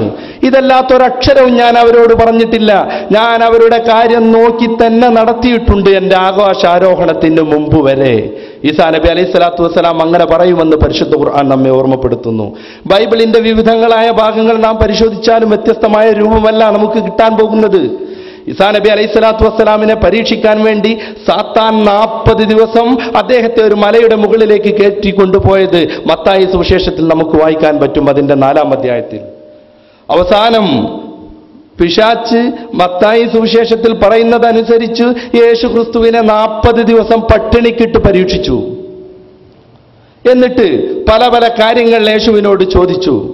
ഏറ്റവും അവസാനമായി യേശുവിനോട് ചില അത്ഭുതങ്ങൾ കാണിക്കാൻ പിശാച്ച് ആവശ്യപ്പെടുന്നു. അതിനൊക്കെയായിട്ട് മറുപടിയായിട്ട് ഈസാ നബി അലൈഹിസ്സലാത്തു വസ്സലാം പറഞ്ഞത് മത്തായിയുടെ സുവിശേഷത്തിന്റെ 4-ാം അധ്യായം 10-ാമത് വാക്യത്തിൽ നമുക്ക് വായിക്കാം. സാത്താനെ പോകൂ, നിന്റെയും എന്റെയും ദൈവമാകുന്ന കർത്താവ് ഏക കർത്താവ്, അവനെ മാത്രമേ ആരാധിക്കാവൂ, അവനെ മാത്രമേ ആരാധിക്കാവൂ. ബൈബിളിൽ ഇനിയും നാം പഠനം നടത്തുക. മാർക്കോസിന്റെ 12-ാം അധ്യായത്തിൽ 29-ാം വചനത്തിൽ ഇസ്രായേലേ കേൾക്കുക, ഏറ്റവും പ്രധാനപ്പെട്ട കൽപ്പന എന്തെന്നാൽ നമ്മുടെ ദൈവമാകുന്ന കർത്താവ് ഏക കർത്താവ്. ഇസ്രായേലരെ മുഴുവൻ വിളിച്ചുകൊണ്ട് യേശുക്രിസ്തു പറഞ്ഞു കൊടുക്കുന്നത് ഏറ്റവും പരമപ്രധാനമായ കൽപ്പന എന്തെന്നാൽ നമ്മുടെ ദൈവമാകുന്ന കർത്താവ് ഏക കർത്താവ്. 1 തിമോത്തിയോസിന്റെ 2:5 വാക്യത്തിൽ നമുക്ക് കാണാം, നമ്മുടെ ദൈവം ഏകൻ, നമ്മുടെയും ദൈവത്തിന്റെയും ഇടയിലുള്ള മധ്യസ്ഥനും ഏകൻ, മനുഷ്യനായ ക്രിസ്തു തന്നെ. മനുഷ്യനായ ക്രിസ്തു തന്നെ. ഇനി പഴയ നിയമം ബൈബിളിലേക്ക് നാം പോകുക. ആവർത്തന പുസ്തകത്തിന്റെ 6-ാം അധ്യായം 4-ാം വാക്യത്തിലും 4-ാം അധ്യായം 39-ാം വാക്യത്തിലും തുടങ്ങി വിവിധങ്ങളായ ഭാഗങ്ങളിൽ നമുക്ക് കാണാം യഹോവയായ ദൈവം മേഘൻ, ആ ദൈവത്തെ മാത്രമേ നിങ്ങൾ ആരാധിക്കാവൂ, മറ്റൊരുത്തിനെയും നിങ്ങൾ ആരാധിക്കരുത്. പുറപ്പാട് പുസ്തകത്തിന്റെ 20-ാം അധ്യായം 5-6 വാക്യങ്ങളിൽ മീതെ ആകാശത്തിലോ താഴെ ഭൂമിയിലോ ഭൂമിക്കടിയിൽ വെള്ളത്തിലോ ഉള്ള ഒന്നിന്റെയും പ്രതിമ നീ നിർമ്മിക്കരുത്, അവയ്ക്ക് മുമ്പിൽ നീ സേവിക്കരുത്, അവയ്ക്ക് മുമ്പിൽ നീ കുനിയരുത്, ഞാൻ ക്രൂരനായ ദൈവം, എന്നോട് എതിർക്കുന്നവരുടെ 4 തലമുറയെ ശിക്ഷിക്കുന്നവൻ എന്ന് നമുക്ക് ബൈബിളിൽ തന്നെ വായിക്കാൻ പറ്റും. ഇത് വിശാലമാണ്, ഈ മേഖല വളരെ വിശാലമാണ്. യേശുക്രിസ്തു ആവട്ടെ, മുൻഗാമികളായ പ്രവാചകന്മാരാവട്ടെ, അവരൊക്കെയും പഠിപ്പിച്ചത് ഏക ദൈവത്തെക്കുറിച്ചാണ്, ഏക സത്യേശ്വരനെ കുറിച്ചാണെന്ന് നമുക്ക് ബൈബിളും ഖുർആനും ഒക്കെ പരിശോധിച്ചാൽ വ്യക്തമായി ബോധ്യപ്പെടും. ഇതാണ് യേശുക്രിസ്തു പഠിപ്പിച്ചത്. ഇതാണ് ഈസാ നബി അലൈഹി സ്വലാത്തു വസ്സലാം ഈ ലോകത്തിന്റെ മുമ്പിൽ കാണിച്ചു കൊടുത്തത്. അദ്ദേഹം ആരാണെന്നതിനെ കുറിച്ചും അദ്ദേഹം വ്യക്തമായി പറഞ്ഞു. ഇങ്ങനെ തുടങ്ങിയുള്ള ഓരോ ഭാഗങ്ങളിലും എണ്ണിക്കൊണ്ട് യേശുക്രിസ്തു പറയുന്നത് ഏക സത്യ ദൈവത്തെ മാത്രമേ ആരാധിക്കാവൂ എന്ന കാര്യമാണ്. അദ്ദേഹം ദൈവമാണെന്ന് അയാൾ എപ്പോഴെങ്കിലും പറഞ്ഞോ? പറഞ്ഞില്ല. ദൈവപുത്രനാണെന്ന് പറയുന്നത് പോലും അദ്ദേഹം നിരുത്സാഹപ്പെടുത്തി. നാം മനസ്സിലാക്കേണ്ട ഒരു സത്യം, യേശുവിനെ കുറിച്ച് ലോകത്ത് ആദ്യമായിട്ട് ദൈവപുത്രൻ എന്ന് പ്രയോഗിക്കുന്നത് യേശുവിന്റെ അനുയായികളിൽപ്പെട്ട ആരുമല്ലായിരുന്നു, മറിച്ച് ശപിക്കപ്പെട്ട പിശാച്ചായിരുന്നു. ഞാൻ നേരത്തെ പറഞ്ഞ മത്തായിയുടെ സുവിശേഷത്തിന്റെ 4-ാം അധ്യായത്തിൽ നീ ദൈവപുത്രനാണെന്നല്ലേ അവകാശപ്പെടുന്നത് എന്ന രൂപത്തിൽ പിശാച്ചാണ് ആദ്യമായി യേശുവിനെ കുറിച്ച് ദൈവപുത്രൻ എന്ന് പറയുന്നത്. ഈ പിശാച്ചിന്റെ അനുയായികളാകുന്ന പിൽക്കാല യേശുവിന്റെ അനുയായികളെന്ന് പറയപ്പെടുന്ന ആളുകളും അത് പ്രയോഗിച്ചു തുടങ്ങി. നമ്മുടെ ഫാദറിന് ഇതൊന്നും അറിയില്ല. ഫാദർ അദ്ദേഹം ദൈവപുത്രനാണോ എന്ന് ചോദിച്ചപ്പോഴേക്കും ആകെ ബേജാറായിപ്പോയി. മറ്റൊരു ചോദ്യമുള്ളത്, യേശു ദൈവപുത്രനല്ലെങ്കിൽ പിന്നെ ഒരു പ്രവാചകനാണോ? ബൈബിളിൽ നിന്ന് തന്നെ അതിന് നമുക്ക് ഉത്തരം കാണാൻ പറ്റും. യേശുക്രിസ്തു മറ്റു പ്രവാചകന്മാരെ പോലെയുള്ള ഒരു പ്രവാചകനായിരുന്നു. നമുക്ക് അദ്ദേഹത്തിന്റെ അത്ഭുതങ്ങളെക്കുറിച്ച് പറയുന്ന സമയത്ത് വിശാലമായി പറയണം. അദ്ദേഹം പ്രാർത്ഥിച്ചുകൊണ്ടായിരുന്നു അത്ഭുതങ്ങൾ കാണിച്ചിരുന്നത്. അദ്ദേഹത്തിന് മാനുഷികമായ വൈകല്യങ്ങൾ ഉണ്ടായിരുന്നു. പലപ്പോഴും വിശന്ന് പൊരിഞ്ഞ് അദ്ദേഹം കരഞ്ഞിരുന്നു. ദൂരെ ഒരു നിറയെ ഇലയുള്ള അത്തിമരം കണ്ടപ്പോൾ അതിൻ്റെ മുകളിൽ എന്തെങ്കിലും കാണുമെന്ന് കരുതി അദ്ദേഹം അതിനെ സമീപിച്ചത് മാർക്കോസിന്റെ സുവിശേഷത്തിൽ നമുക്ക് കാണാം. പക്ഷേ അത് അത്തിപ്പഴം കായ്ക്കുന്ന കാലമല്ലായിരുന്നു. അത്തിപ്പഴം കായ്ക്കുന്ന കാലം പോലും അറിയാത്ത യേശുവിനെയാണ് ബൈബിളിൽ നമുക്ക് കാണാൻ പറ്റുന്നത്. അദ്ദേഹത്തെ പിടിക്കാൻ വേണ്ടി ആൾ വരുമ്പോൾ തൻ്റെ അനുയായികളെ കാവൽ നിർത്തുകയാണ്. വാളുള്ളവൻ വാളെടുക്കട്ടെ, വാളില്ലാത്തവൻ പൊക്കണം വിറ്റുകൊണ്ട് വാള് കൊള്ളട്ടെ എന്ന് പറഞ്ഞ് അദ്ദേഹത്തിൻ്റെ അനുയായികളെ കാവൽ നിർത്തി മലയുടെ മുകളിൽ പോയി കരഞ്ഞ് കരഞ്ഞ് കരഞ്ഞ് പ്രാർത്ഥിക്കുകയാണ് യേശുക്രിസ്തു. തീർന്നില്ല. ഏറ്റവും അവസാനമായിക്കൊണ്ട് അദ്ദേഹം പറയുന്നത് കാണാം, എൻ്റെ ദൈവവും നിങ്ങളുടെ ദൈവവുമായ, എൻ്റെ പിതാവും നിങ്ങളുടെ പിതാവുമായ ഒരുത്തനിലേക്ക് ഞാൻ കയറിപ്പോകുന്നു. അദ്ദേഹം ദൈവമാണെന്നാണോ പറഞ്ഞത്? ഒരിക്കലുമല്ല.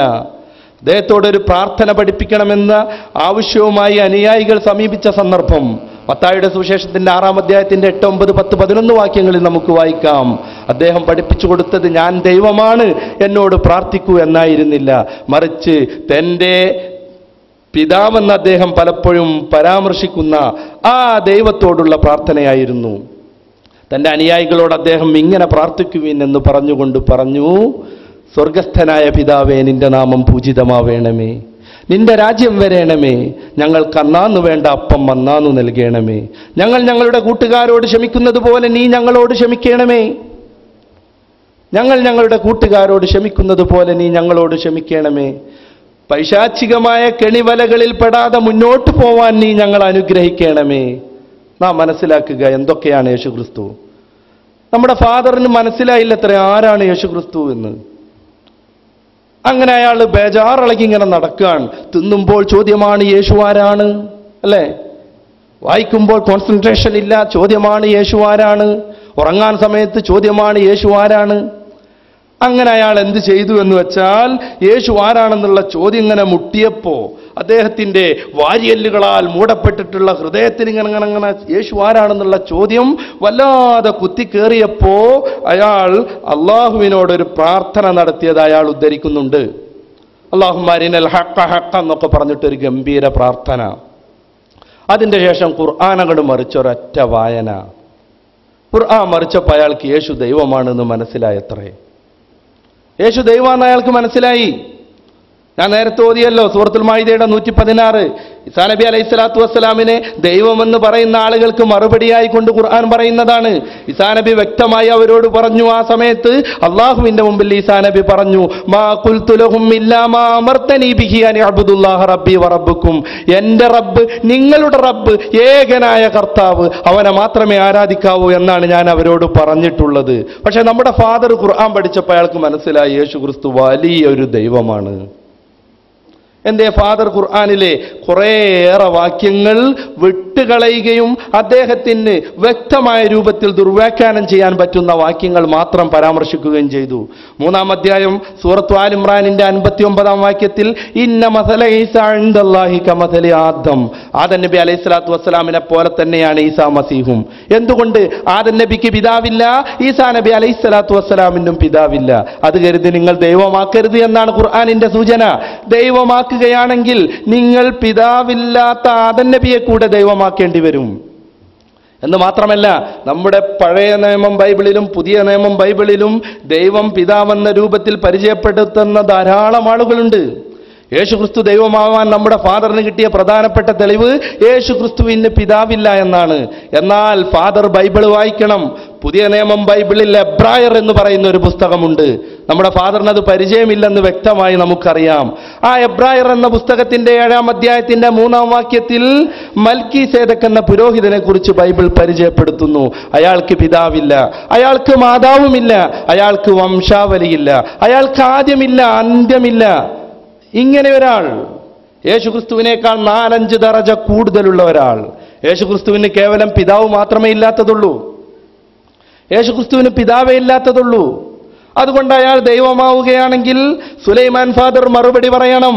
ഈ സുലൈമാൻ ഫാദറുടെ അഭിപ്രായത്തിൽ മൽക്കീസേദക്ക് എത്ര വലിയ ദൈവമാകും? അയാൾക്ക് മാതാവില്ല, യേശുവിന് മറിയം മാതാവ് ഉണ്ടായിട്ടുണ്ട്. ഇയാൾക്ക് വംശാവലിയില്ല. യേശുവിന്റെ വംശാവലി എന്ന പേരിൽ മത്തായിയുടെ സുവിശേഷം 1-ാം അധ്യായത്തിലും ലൂക്കോസിന്റെ സുവിശേഷം 3-ാം അധ്യായത്തിലും വിശാലമായൊരു പരമ്പര പറയുന്നുണ്ട്. അതേക്കുറിച്ചൊക്കെ നമുക്ക് പറയാനുണ്ട്. തൽക്കാലം അത് വിട്ടുപോകുന്നു. ഇദ്ദേഹത്തിന് ആദ്യമില്ല, യേശുക്രിസ്തുവിന് ആദ്യമുണ്ട്. യേശുക്രിസ്തുവിന് ഇവരുടെ അഭിപ്രായ പ്രകാരം അന്ത്യവുമുണ്ട്. കാൽവറി കുരിശിൽ വെച്ച് എല്ലാവരുടെയും പാപം പേറിക്കൊണ്ട് അയാൾ പിടഞ്ഞു വീണ് നിന്ദ്യനായി മരിച്ചു. ആരാണ് ഏറ്റവും വലിയ ദൈവം? ആരാണ് ഏറ്റവും വലിയ ദൈവം? ഇതാണ് പരിശുദ്ധ ഖുർആൻ സൂചിപ്പിക്കുന്നത്. ഇന്ന മസല ഈസാ ഇൻദല്ലാഹി കമസലി ആദം. ഈസാ നബി അലൈഹി സ്വലാത്തു വസ്സലാമിന്റെ ഉപമ ആദം നബിയെ പോലെയാണ്. രണ്ടുപേർക്കും പിതാക്കളില്ല. അല്ലാഹു തആല അവരെ പടച്ചു. ആദം നബിയെ മണ്ണിൽ നിന്ന് പടച്ചു. ഇതേ പ്രകാരം ഈസാ നബിയെ അള്ളാഹുവിന്റെ പ്രത്യേകമായ ഒരു കൽപ്പന പ്രകാരം അള്ളാഹുവിന്റെ കുൻ എന്ന വാക്യം മുഖേന ജിബ്രീൽ അലൈഹിസ്സലാം വഴിയായിക്കൊണ്ട് മറിയത്തിന്റെ ഉദരത്തിൽ അള്ളാഹു സൃഷ്ടിച്ചു. ഇതിനപ്പുറം ദൈവമാക്കാൻ അത് മാർഗമില്ല. വേറെയും കുറേ കാര്യങ്ങൾ ഖുർആനിൽ യേശുവിനെ കുറിച്ച് പറയുന്നുണ്ട്, അല്ലെങ്കിൽ ഈസാ നബി അലൈഹി സ്വലാത്തു വസ്സലാമിനെ കുറിച്ച് പറയുന്നുണ്ട്.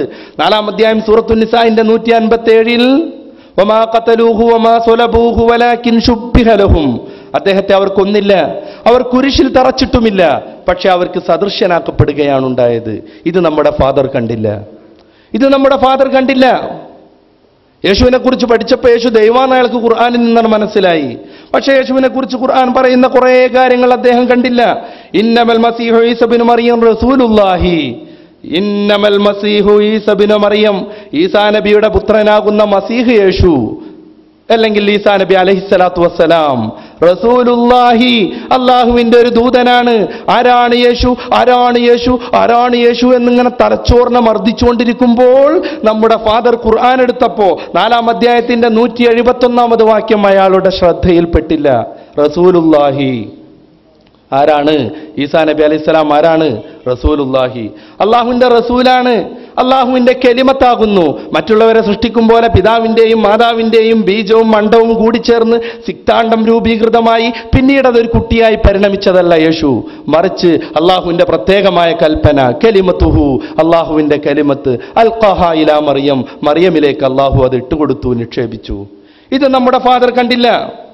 അതേ പ്രകാരം തന്നെ കുറേ കാര്യങ്ങൾ ഞാൻ നേരത്തെ ഓതിയ വഇദ് ഖാല അല്ലാഹു യാ ഈസ ഇബ്നു മറിയം എന്ന് തുടങ്ങുന്ന മാഇദയുടെ വാക്യം നമ്മുടെ ഫാദർ കണ്ടില്ല. പിന്നെ അയാൾ എന്തൊക്കെയാണ് കണ്ടത് അയാൾ പിന്നീട് പറയുന്നുണ്ട്. ഇനി പ്രവാചകനാണ് എന്നുണ്ടെങ്കിൽ മുഹമ്മദിനേക്കാൾ വലുതോ ചെറുതോ? അയാളുടെ ചോദ്യമാണ്. എഴുതി കൊടുത്ത ആൾ ഇതൊക്കെ എഴുതി കൊടുത്തു. ഫാദർ ചോറൊഴിച്ചപ്പോൾ ഇതിങ്ങനെ ചോദ്യം മുട്ടി. ഇതും അയാൾ ബൈബിൾ വായിക്കാത്തതിന്റെ പ്രശ്നമാണ്. യോഹന്നാൻ സുവിശേഷത്തിന്റെ 16-ാം അധ്യായത്തിന്റെ 7 മുതൽ 13 വരെയുമുള്ള വാക്യങ്ങളിൽ യേശുക്രിസ്തു മറ്റൊരാളെ കുറിച്ച് പറയുന്നുണ്ട്. ഞാൻ പോകുന്നത് നിങ്ങൾക്ക് പ്രയോജനം, ഞാൻ പോയില്ലെങ്കിൽ സത്യത്തിന്റെ ആത്മാവ് കടന്നു വരില്ല. അവൻ വരുമ്പോഴോ നിങ്ങളെ സകല സത്യത്തിലും വഴി നടത്തും. അവൻ വരുമ്പോഴോ നിങ്ങളെ സകല സത്യത്തിലും വഴി നടത്തും. യോഹന്നാന്റെ സുവിശേഷത്തിൽ തന്നെ 1-ാം അധ്യായത്തിലും ആവർത്തന പുസ്തകം 18-ാം അധ്യായത്തിന്റെ 18-ാമത് വചനത്തിലുമൊക്കെ സയ്യിദുനാ മുഹമ്മദുൻ സല്ലല്ലാഹു അലൈഹി വസല്ലമ തങ്ങളെ കുറിച്ചുള്ള പ്രവചനം കാണാം. അതിന്റെ ഒരു വിശദീകരണമാണ് യേശുക്രിസ്തു പറയുന്നത്. ഞാൻ പോകുന്നത് നിങ്ങൾക്ക് പ്രയോജനം, ഞാൻ പോകുന്നില്ലെങ്കിൽ സത്യത്തിന്റെ ആത്മാവ് നിങ്ങളുടെ അടുത്തേക്ക് വരില്ല. അവൻ നിങ്ങളെ സകല സത്യത്തിലും വഴി നടത്തും. അവൻ കേൾക്കുന്നത് മാത്രം സംസാരിക്കും. മാ യന്തിഖു അനിൽ ഹവാ ഇൻ ഹുവ ഇല്ലാ വഹ്യുൻ യൂഹാ. സൂറത്തുൻ നജ്മിന്റെ 3-ാമത് സൂക്തം. ഈ ബൈബിള് വായിച്ചിട്ടുണ്ടെങ്കിൽ ആരാണ് വലിയവൻ എന്ന് ഈ ഫാദറിന് മനസ്സിലാവുമായിരുന്നു. യേശുക്രിസ്തു കുറെ കാര്യങ്ങൾ പഠിപ്പിച്ചിട്ടില്ല. യേശുക്രിസ്തുവിന് പഠിപ്പിക്കാൻ കഴിയാത്ത കാര്യങ്ങൾ കൂടെ പ്രചരിപ്പിക്കുന്ന ഒരാൾ സത്യത്തിന്റെ ആത്മാവ് പിന്നീട് വരാനുണ്ട്. പഴയ ബൈബിളിൽ പാരാക്ലീറ്റസ് എന്നൊക്കെ പറയുന്ന അഹമ്മദ് എന്ന പേരിൽ നമുക്ക് അർത്ഥം കിട്ടാവുന്ന അറബിയാക്കാൻ പറ്റുന്ന ഒരു പദം, അഹമ്മദ് എന്ന അർത്ഥം പറയാൻ പറ്റുന്ന ഒരു പദം. എന്തായാലും യേശു പഠിപ്പിക്കാത്ത കാര്യങ്ങൾ അദ്ദേഹം പഠിപ്പിക്കുമെന്ന് പറയുമ്പോൾ യേശുവിനേക്കാൾ വലിയ ആളാണ് അദ്ദേഹം എന്ന് ബൈബിൾ തന്നെ പറയുന്നു. പരിശുദ്ധ ഖുർആനിലോ ഹദീസിലേക്കോ കയറിക്കഴിഞ്ഞാൽ അല്ലാഹുവിന്റെ റസൂൽ സല്ലല്ലാഹു അലൈഹി വസല്ലമ തങ്ങളെ കുറിച്ച് ഏറ്റവും വിപുലമായ രൂപത്തിൽ അല്ലാഹുവിന്റെ റസൂലിന്റെ പ്രത്യേകമായ സ്ഥാനമാനങ്ങൾ, ആദ്യമായി സ്വർഗപ്രവേശനം നടത്തുന്നത് മുതൽ പിടിച്ച് അശ്ശഫാഅത്തുൽ ഉളമാ വരെയുള്ള മഹത്വങ്ങൾ വർണ്ണിക്കുന്നത് നമുക്ക് കാണാം. ഇദ്ദേഹം ബൈബിൾ എടുത്തുകൊണ്ടാണ് യേശുവിന്റെ പോരിശ പറയുന്നത്. ബൈബിൾ ഒരിക്കലും ദൈവികമാണെന്ന് സമർത്ഥിക്കാൻ അവർക്ക് കഴിയില്ല. കഴിയുമെന്ന് നമുക്ക് ഉറപ്പുള്ള പരിശുദ്ധ ഖുർആനിൽ അല്ലാഹുവിന്റെ റസൂലിന്റെ പ്രത്യേകതകൾ എത്രയാണ് പറഞ്ഞിട്ടുള്ളത്. നമ്മുടെ ഫാദർ ദാരിമി ഒരു മുൻധാരണയും വെച്ച് ഖുർആൻ അങ്ങോട്ട് പഠിച്ചു. ഞാൻ പറഞ്ഞല്ലോ, ഖുർആൻ പഠിച്ചിട്ട് പഴച്ചു പോയതൊന്നുമല്ല ഇയാൾ മറ്റു ചില താല്പര്യങ്ങൾ കൊണ്ട് പോയതാണ്. അങ്ങനെ ആരാണ് മുഹമ്മദ്, ആരാണ് റസൂല്, ആരാണ് അള്ളാഹു എന്നൊക്കെ അയാൾ ഇങ്ങോട്ട് പഠിച്ചപ്പോ അയാൾക്കൊരു വലിയ ഇൽമ് കിട്ടി, ഒരു രസകരമായ ഇൽമ്. നിങ്ങളൊന്ന് കേൾക്കും. ഞാൻ ഖുർആൻ തുറന്ന് വായിക്കാൻ തുടങ്ങി. ഖുർആനിനകത്ത് 114 അധ്യായങ്ങളുണ്ട്. ഒന്ന് ഉറക്കെ പറഞ്ഞ് എത്ര അധ്യായങ്ങൾ? 6666 വാക്യങ്ങളുണ്ട്. എത്ര വാക്യങ്ങൾ?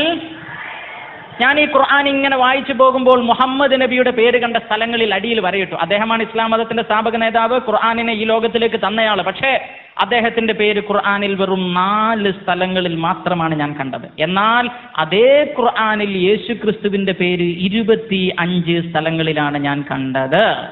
ഖുർആൻ ഇങ്ങനെ പഠിച്ചു പോയപ്പോ മുഹമ്മദ് എന്നുള്ളിടത്തൊക്കെ അയാൾ ഇങ്ങനെ വരയിട്ടു. പച്ചക്കള്ളം പറയാണ്, നുണ പറയാണ്. എന്തുകൊണ്ട് അങ്ങനെ പറയണം? അദ്ദേഹം ഇതുകൊണ്ടൊന്നുമല്ല ഇസ്ലാമിൽ നിന്ന് പോയത്. അങ്ങനെ അയാൾ ഇങ്ങനെ വരയിട്ടു. നമുക്കറിയാം ഖുർആനിൽ മുഹമ്മദ് എന്ന പേര് 4 സ്ഥലങ്ങളിലാണുള്ളത്. ഉഹദിനെ കുറിച്ച് പറയുന്ന ആലിമ്രാനിലും വമാ മുഹമ്മദുൻ ഇല്ലാ റസൂലുൻ ഖദ് ഖലത് മിൻ ഖബ്ലിഹിർ റുസുൽ എന്ന് പറയുന്ന മുഹമ്മദ് സൂറത്തുൽ അഹ്സാബിന്റെ 40-ാമത്തെ വാക്യത്തിലും സൂറത്ത് മുഹമ്മദിന്റെ 2-ാം വാക്യത്തിലുമൊക്കെ, അതുപോലെ സൂറത്തുൽ ഫതഹിന്റെ 29-ാം സൂക്തത്തിലൊക്കെ മുഹമ്മദ് എന്ന പേര് പറയുന്നുണ്ട്. അങ്ങനെ 4 സ്ഥലത്ത്. നേരെ മറിച്ച് ഈസാ നബിയുടേതോ 25 സ്ഥലത്ത്, മുഹമ്മദ് നബിയേക്കാൾ 5 ഇരട്ടി കൂടുതൽ. അതുകൊണ്ട് ഈസാ നബിയാണ് വലിയ ആളെന്ന് അയാൾക്ക് ബോധ്യപ്പെട്ടു. ഖുർആനെ കുറിച്ചോ ഇസ്ലാമിന്റെ സാങ്കേതിക പദങ്ങളെ കുറിച്ചോ ഒരു വിവരവുമില്ലാത്ത ഒരു പാവപ്പെട്ട സാധുവിന്റെ പ്രഖ്യാപനം. ഇവരുടെ സെന്റ് പോളിനെ കുറിച്ച് വിജാതീയരുടെ അപ്പോസ്തലൻ എന്നൊരു പ്രയോഗമുണ്ട്. ഇദ്ദേഹത്തെ കുറിച്ച് നമുക്ക് വ്യക്തമായിട്ട് പറയാൻ പറ്റുന്ന ഒരു പേര് അജ്ഞതയുടെ അപ്പോസ്തലൻ എന്നാണ്. അജ്ഞതയുടെ അപ്പോസ്തലൻ. എന്തുകൊണ്ട്? ഖുർആനിൽ മുഹമ്മദ് എന്ന പേര് 4 സ്ഥലത്തെ അദ്ദേഹം കണ്ടിട്ടുള്ളൂ. അത് ശരി തന്നെയാണ് താനും. എന്തുകൊണ്ട് അങ്ങനെ 4 പേരായിപ്പോയി? അത് മുഹമ്മദ് നബിയുടെ കുറവ് കൊണ്ടാണോ അതോ ശ്രേഷ്ഠത കൊണ്ടാണോ? അല്ലാഹുവിന്റെ റസൂൽ സല്ലല്ലാഹു അലൈഹി വസല്ലമ തങ്ങളുടെ പ്രത്യേകത കൊണ്ടാണത്. എന്തുകൊണ്ട്? പരിശുദ്ധ ഖുർആനിൽ ഒരിക്കൽ പോലും യാ ഈസ യാ മൂസ എന്ന് പറയുന്നത് പോലെ യാ മുഹമ്മദ് എന്ന് അള്ളാഹു വിളിച്ചിട്ടേ ഇല്ല. അള്ളാഹുവിന്റെ റസൂലും അള്ളാഹും തമ്മിലുള്ള ബന്ധത്തിന്റെ ശക്തി കാരണത്താൽ, ആ സ്നേഹത്തിന്റെ താല്പര്യത്തിന്റെ ഗൗരവം കാരണത്താൽ യാ മുഹമ്മദ് എന്ന് അള്ളാഹുവിന്റെ റസൂലിനെ അള്ളാഹു വിളിച്ചിട്ടേ ഇല്ല. പിന്നെ നബിയെ പരാമർശിക്കേണ്ട സന്ദർഭങ്ങളിലൊക്കെ കുല്യാ അയ്യുഹൻ നബിയു, പ്രിയപ്പെട്ട നബി, കുല്യാ അയ്യുഹർ റസൂലു, റസൂലേ എന്നൊക്കെ തുടങ്ങിയുള്ള വാക്കുകളാണ് അള്ളാഹു ഉപയോഗിച്ചത്. സ്നേഹം കൊണ്ട്, അവർ തമ്മിലുള്ള വളരെയേറെ ശക്തമായ ബന്ധം കൊണ്ട്. അത് കാരണമായാണ് കുറെയൊക്കെ മുഹമ്മദ് പറയാതെ പോയത്. ഒന്ന്. രണ്ടാമതായിക്കൊണ്ട് അള്ളാന്റെ റസൂലിന്റെ മുഹമ്മദ് പറഞ്ഞിട്ടില്ലെങ്കിലും ആമീൻ, ത്വാഹ, മുസ്സമ്മിൽ പോലെയുള്ള വിവിധങ്ങളായ പേരുകൾ ഖുർആനിലുണ്ട്. സൂറത്തു സഫിന്റെ 6-ാമത് വാക്യത്തിൽ ഈസാ നബി അലൈഹിസ്സലാത്തു വസ്സലാം അള്ളാഹുവിന്റെ റസൂലിന്റെ പേര് പറയുന്നത് വൈദ് ഖാല ഈസ ഇബ്നു മറിയം എന്ന് തുടങ്ങുന്ന സൂക്തത്തിൽ മുസദ്ദിഖൻ ലിമാ ബൈന യദയ്യ മിനത് തൗറാത്ത് വമുബശ്ശിറൻ ബിറസൂലിൻ യഅതി മിൻ ബഅദി ഇസ്മുഹു അഹ്മദ്. അഹ്മദ് എന്ന് പേരുള്ള ഒരു പ്രവാചകൻ പിൽക്കാലത്ത് വരാനുണ്ട്. അവിടെ നബിയെക്കുറിച്ച് അഹ്മദ് എന്നാണ് പ്രയോഗിച്ചത്. ഇങ്ങനെ നോക്കുമ്പോൾ മുഹമ്മദ് നബിയെക്കുറിച്ച് വ്യത്യസ്തങ്ങളായ പേരുകൾ ധാരാളം ഈ ഖുർആനിൽ കാണാം. അതിന്റെ പുറമെ നാം മനസ്സിലാക്കേണ്ടത് ഈസാ നബി അലൈഹി സ്വലാം അള്ളാഹുവിന്റെ റസൂലിന്റെ 1.5 സഹസ്രാബ്ദം മുന്നേ ജീവിച്ചു പോയ ഒരാളാണ്. അദ്ദേഹത്തെക്കുറിച്ച് വ്യക്തമായി പലപ്പോഴും ഉദാഹരണ സഹിതം നബി സല്ലല്ലാഹു അലൈഹി വസല്ലമ തങ്ങൾക്ക് പറഞ്ഞു കൊടുക്കേണ്ട ആവശ്യമുണ്ടായിട്ടുണ്ട്. എന്തുകൊണ്ട്? അദ്ദേഹത്തെ ദൈവമാക്കുന്ന ഒരാളുകൾ അന്നുണ്ടായിരുന്നു. ഈസാ നബി ഒരിക്കലും ദൈവമല്ലെന്ന് അവരോട് നബി തങ്ങൾക്ക് പറഞ്ഞു കൊടുക്കേണ്ടതായി വന്നു. അതേപ്രകാരം ഈസാ നബി ആരാണെന്നത് പലപ്പോഴായി അള്ളാഹുവിന്റെ റസൂലിന്റെ പ്രബോധക സമൂഹത്തിന് നബിക്ക് പറഞ്ഞു കൊടുക്കേണ്ടി വന്നു. അപ്പോഴൊക്കെ ഈസാ നബി അലൈഹി സ്വലാത്തു വസ്സലാമിന്റെ പേര് പരാമർശിച്ചു. നേരെ മറിച്ച് അവരുടെ ഇടയിൽ തന്നെ ജീവിക്കുന്ന മുഹമ്മദുൻ നബി സല്ലല്ലാഹു അലൈഹി വസല്ലമ തങ്ങളെക്കുറിച്ച് കുറേ പോരിശ പറയേണ്ട കാര്യം വന്നില്ല. എന്തുകൊണ്ട്? 40 വർഷം അവർക്കിടയിൽ ജീവിക്കുകയും അവസാനം ഇസ്ലാമിന്റെ പ്രവാചകനായി വന്ന സന്ദർഭത്തിൽ ഒരു മലയുടെ മുകളിൽ കയറിക്കൊണ്ട് ഈ മലക്കപ്പുറത്ത് നിന്ന് സർവായുധ വിഭൂഷിതരായ ഒരു സൈന്യം നിങ്ങൾ ആക്രമിക്കാൻ വരുന്നുവെന്ന് ഈ മുഹമ്മദ് പറഞ്ഞാൽ നിങ്ങൾ വിശ്വസിക്കുമോ എന്ന് അള്ളാഹുവിന്റെ പ്രവാചകർ സല്ലല്ലാഹു അലൈഹി വസല്ലം ആ ജനസഞ്ചയത്തോട് ചോദിച്ചപ്പോൾ ബലായാ മുഹമ്മദ് അൻതൽ അമീൻ, അതേ മുഹമ്മദേ നീ അല്ലമീനാണ്, വിശ്വസ്തനാണ് എന്ന ആ സമൂഹം ഉറക്കെ പറഞ്ഞത് നമുക്ക് കാണാം, ചരിത്രത്തിൽ കാണാം. എന്തുകൊണ്ട്? അള്ളാഹുവിന്റെ റസൂലിനെ കൃത്യമായി വ്യക്തമായി അവർക്കറിയാമായിരുന്നു. 10-40 വർഷം നിങ്ങൾക്കിടയിലല്ലേ ഞാൻ ജീവിച്ചത്, എന്തുകൊണ്ട് നിങ്ങൾ ചിന്തിക്കുന്നില്ല എന്ന് പരിശുദ്ധ ഖുർആനിലൂടെ അള്ളാഹുവിന്റെ റസൂൽ ചോദിക്കുന്നുണ്ട്. ഇങ്ങനെ വ്യക്തമായൊരു പ്രവാചകനെ കുറിച്ച് കുറെ കഥ പറയേണ്ട കാര്യം അവിടെ വരുന്നില്ല. ഇതുകൊണ്ടൊക്കെയാണ് അള്ളാഹുവിന്റെ റസൂലിന്റെ പേര് പരിശുദ്ധ ഖുർആനിൽ മുഹമ്മദ് എന്ന പേര് കുറഞ്ഞു പോയത്. നമ്മുടെ ഫാദറിന് അതുകൊണ്ട് ഏറ്റവും വലിയ ആള് യേശുവാണെന്ന് മനസ്സിലായി. ഫാദർ കുറച്ചുകൂടി പഠിക്കണമായിരുന്നു. പരിശുദ്ധ ഖുർആനിൽ ഫിർഔനിന്റെ പേര് എത്ര വരുന്നുണ്ട്? 73 പ്രാവശ്യം. ഈസാ നബിയെക്കാളും യേശു ക്രിസ്തുവിനേക്കാളും എത്ര പോരിശയുള്ള ആളാണ് ഫിർഔൻ. പക്ഷേ ബൈബിളാവട്ടെ ഖുർആനാവട്ടെ ഫറോവയെ അഭിശപ്തനായിട്ടാണ് പരിചയപ്പെടുത്തുന്നത്. ചാത്താന്റെ പേര് പരിശോധിക്കണം പരിശുദ്ധ ഖുർആനിൽ. ചെകുത്താനെ ഇരു ഗ്രന്ഥങ്ങളും ശക്തമായി വിമർശിക്കുന്നുവെങ്കിൽ യേശു ക്രിസ്തുവിനേക്കാൾ അയാളുടെ പേരും അല്ലെങ്കിൽ ആ സത്വത്തിന്റെ പേരും നമുക്ക് ഖുർആനിലും ബൈബിളിലും ഒക്കെ കാണാം. ഞാൻ നേരത്തെ പറഞ്ഞല്ലോ, ഈ ഫാദറിന് ബൈബിളും അറിയില്ല, ഖുർആനും അറിയില്ല. ഫാദർ സുലൈമാൻ ആവട്ടെ, ഫാദർ അബ്ദുൽ വഹാബ് ആവട്ടെ, ഫാദർ മുഹമ്മദ് അലി ആവട്ടെ, മറ്റിതര ഫാദർമാരാവട്ടെ, എല്ലാവരെയും വളരെ ശക്തമായ ഭാഷയിൽ മുസ്ലിങ്ങൾക്ക് വെല്ലുവിളിക്കാനുണ്ട്. മത്തായി, മാർക്കോസ്, ലൂക്കോസ്, യോഹന്നാൻ തുടങ്ങിയ 4 ബൈബിൾ സുവിശേഷങ്ങളിൽ ഒരു സ്ഥലത്ത് പോലും യഹോവ എന്ന ദൈവത്തിന്റെ പേര് കാണാനില്ല. നേരെ മറിച്ച് സാത്താന്റെ പേര് എത്രയിടത്ത് കാണുന്നു? ഫാദർ സുലൈമാന് തെളിയിക്കാൻ പറ്റുമോ? യേശു ക്രിസ്തു ഒരിക്കലെങ്കിലും യഹോവ എന്ന ദൈവത്തെക്കുറിച്ച് പറഞ്ഞത് ഒരിക്കലുമില്ല. അദ്ദേഹത്തിന്റെ ദൈവമാകുന്ന യഹോവയെക്കുറിച്ച് ആ പേരൊരിക്കലെങ്കിലും യേശു ക്രിസ്തു പ്രഖ്യാപിച്ചത് ഈ ഫാദർ സുലൈമാന് തെളിയിക്കാൻ പറ്റുമോ? ഒരിക്കലുമില്ല. എന്നാൽ ബൈബിളിൽ ഇടയ്ക്കിടെ കാണുന്നു സാത്താന്റെ പേര്. ഒരാൾ അങ്ങോട്ട് പരിശോധിക്കുകയാണ്, സാത്താന്റെ പേരിങ്ങനെ വരയിട്ടു. അപ്പൊ കുറേയേറെ സ്ഥലങ്ങളിൽ കണ്ടു ബൈബിളിൽ യഹോവയുടെ പേരിന് വരയിടാൻ വേണ്ടി ടോപ്പൂരിങ്ങനെ ഇരുന്നു എന്നല്ലാതെ പേന തൊടാൻ കഴിഞ്ഞില്ല. അപ്പൊ മനസ്സിലായി സാത്താനാണ് ഏറ്റവും വലിയ ആള്. അങ്ങനെ ഞാൻ സാത്താന്റെ അനുയായിയായി എന്ന് ആർക്കെങ്കിലും പറയാൻ പറ്റുമോ? ഈ ഫാദർ അതും പറയണം. കുറേയേറെ ഫാദർമാർ ഇതുപോലെ ഇങ്ങോട്ട് ഇറങ്ങിയിരിക്കുകയാണ്. ജെറി തോമസ് എന്ന് പറയുന്ന ഒരു ഫാദറുണ്ട്. അദ്ദേഹം ഈ യഹോവയെ കുറിച്ച് പറയുമ്പോൾ സാന്ദർഭികമായി ഞാൻ ഓർമ്മപ്പെടുത്തുകയാണ്. മുഹമ്മദ് നബി സല്ലല്ലാഹു അലൈഹി വസല്ലമ തങ്ങളെ വിമർശിച്ചുകൊണ്ട് അദ്ദേഹം പറയുന്നത് കാണാം, ഖുർആനിൽ ഒരു സ്ഥലത്ത് പോലും യഹോവ എന്ന പേരില്ല, ഹദീത്തുകളിലും ഒരു സ്ഥലത്ത് പോലും യഹോവ എന്ന പേരില്ല. സർവശക്തനായ ദൈവത്തിന്റെ പേരറിയാത്ത മുഹമ്മദിനെ ആരാണ് പറഞ്ഞയച്ചത്? ഫാദർ ജെറി തോമസിന്റെ ചോദ്യമാണ് സാക്ഷി പ്രബോധക സംഘത്തിലെ പ്രധാനയായ സംവാദവീരൻ. ഇഞ്ചിലും ഒരുപോലെ പഠിപ്പിക്കുമ്പോൾ ഖുർആനിൽ എന്താണ് പ്രിയ സ്നേഹിതരെ? ഇസ്ലാമിന്റെ പ്രവാചകനായ മുഹമ്മദിന് യഹോവ എന്നുള്ള നാമം കേട്ടിട്ട് പോലും ഉണ്ടായിരുന്നു എന്ന് തോന്നുന്നില്ല. ഖുർആനിൽ ഒരു പ്രാവശ്യം പോലും യഹോവ എന്ന നാമം ഇല്ല. അത് ഖുർആനിൽ മാത്രമല്ല, ഹദീസുകളിലുമില്ല.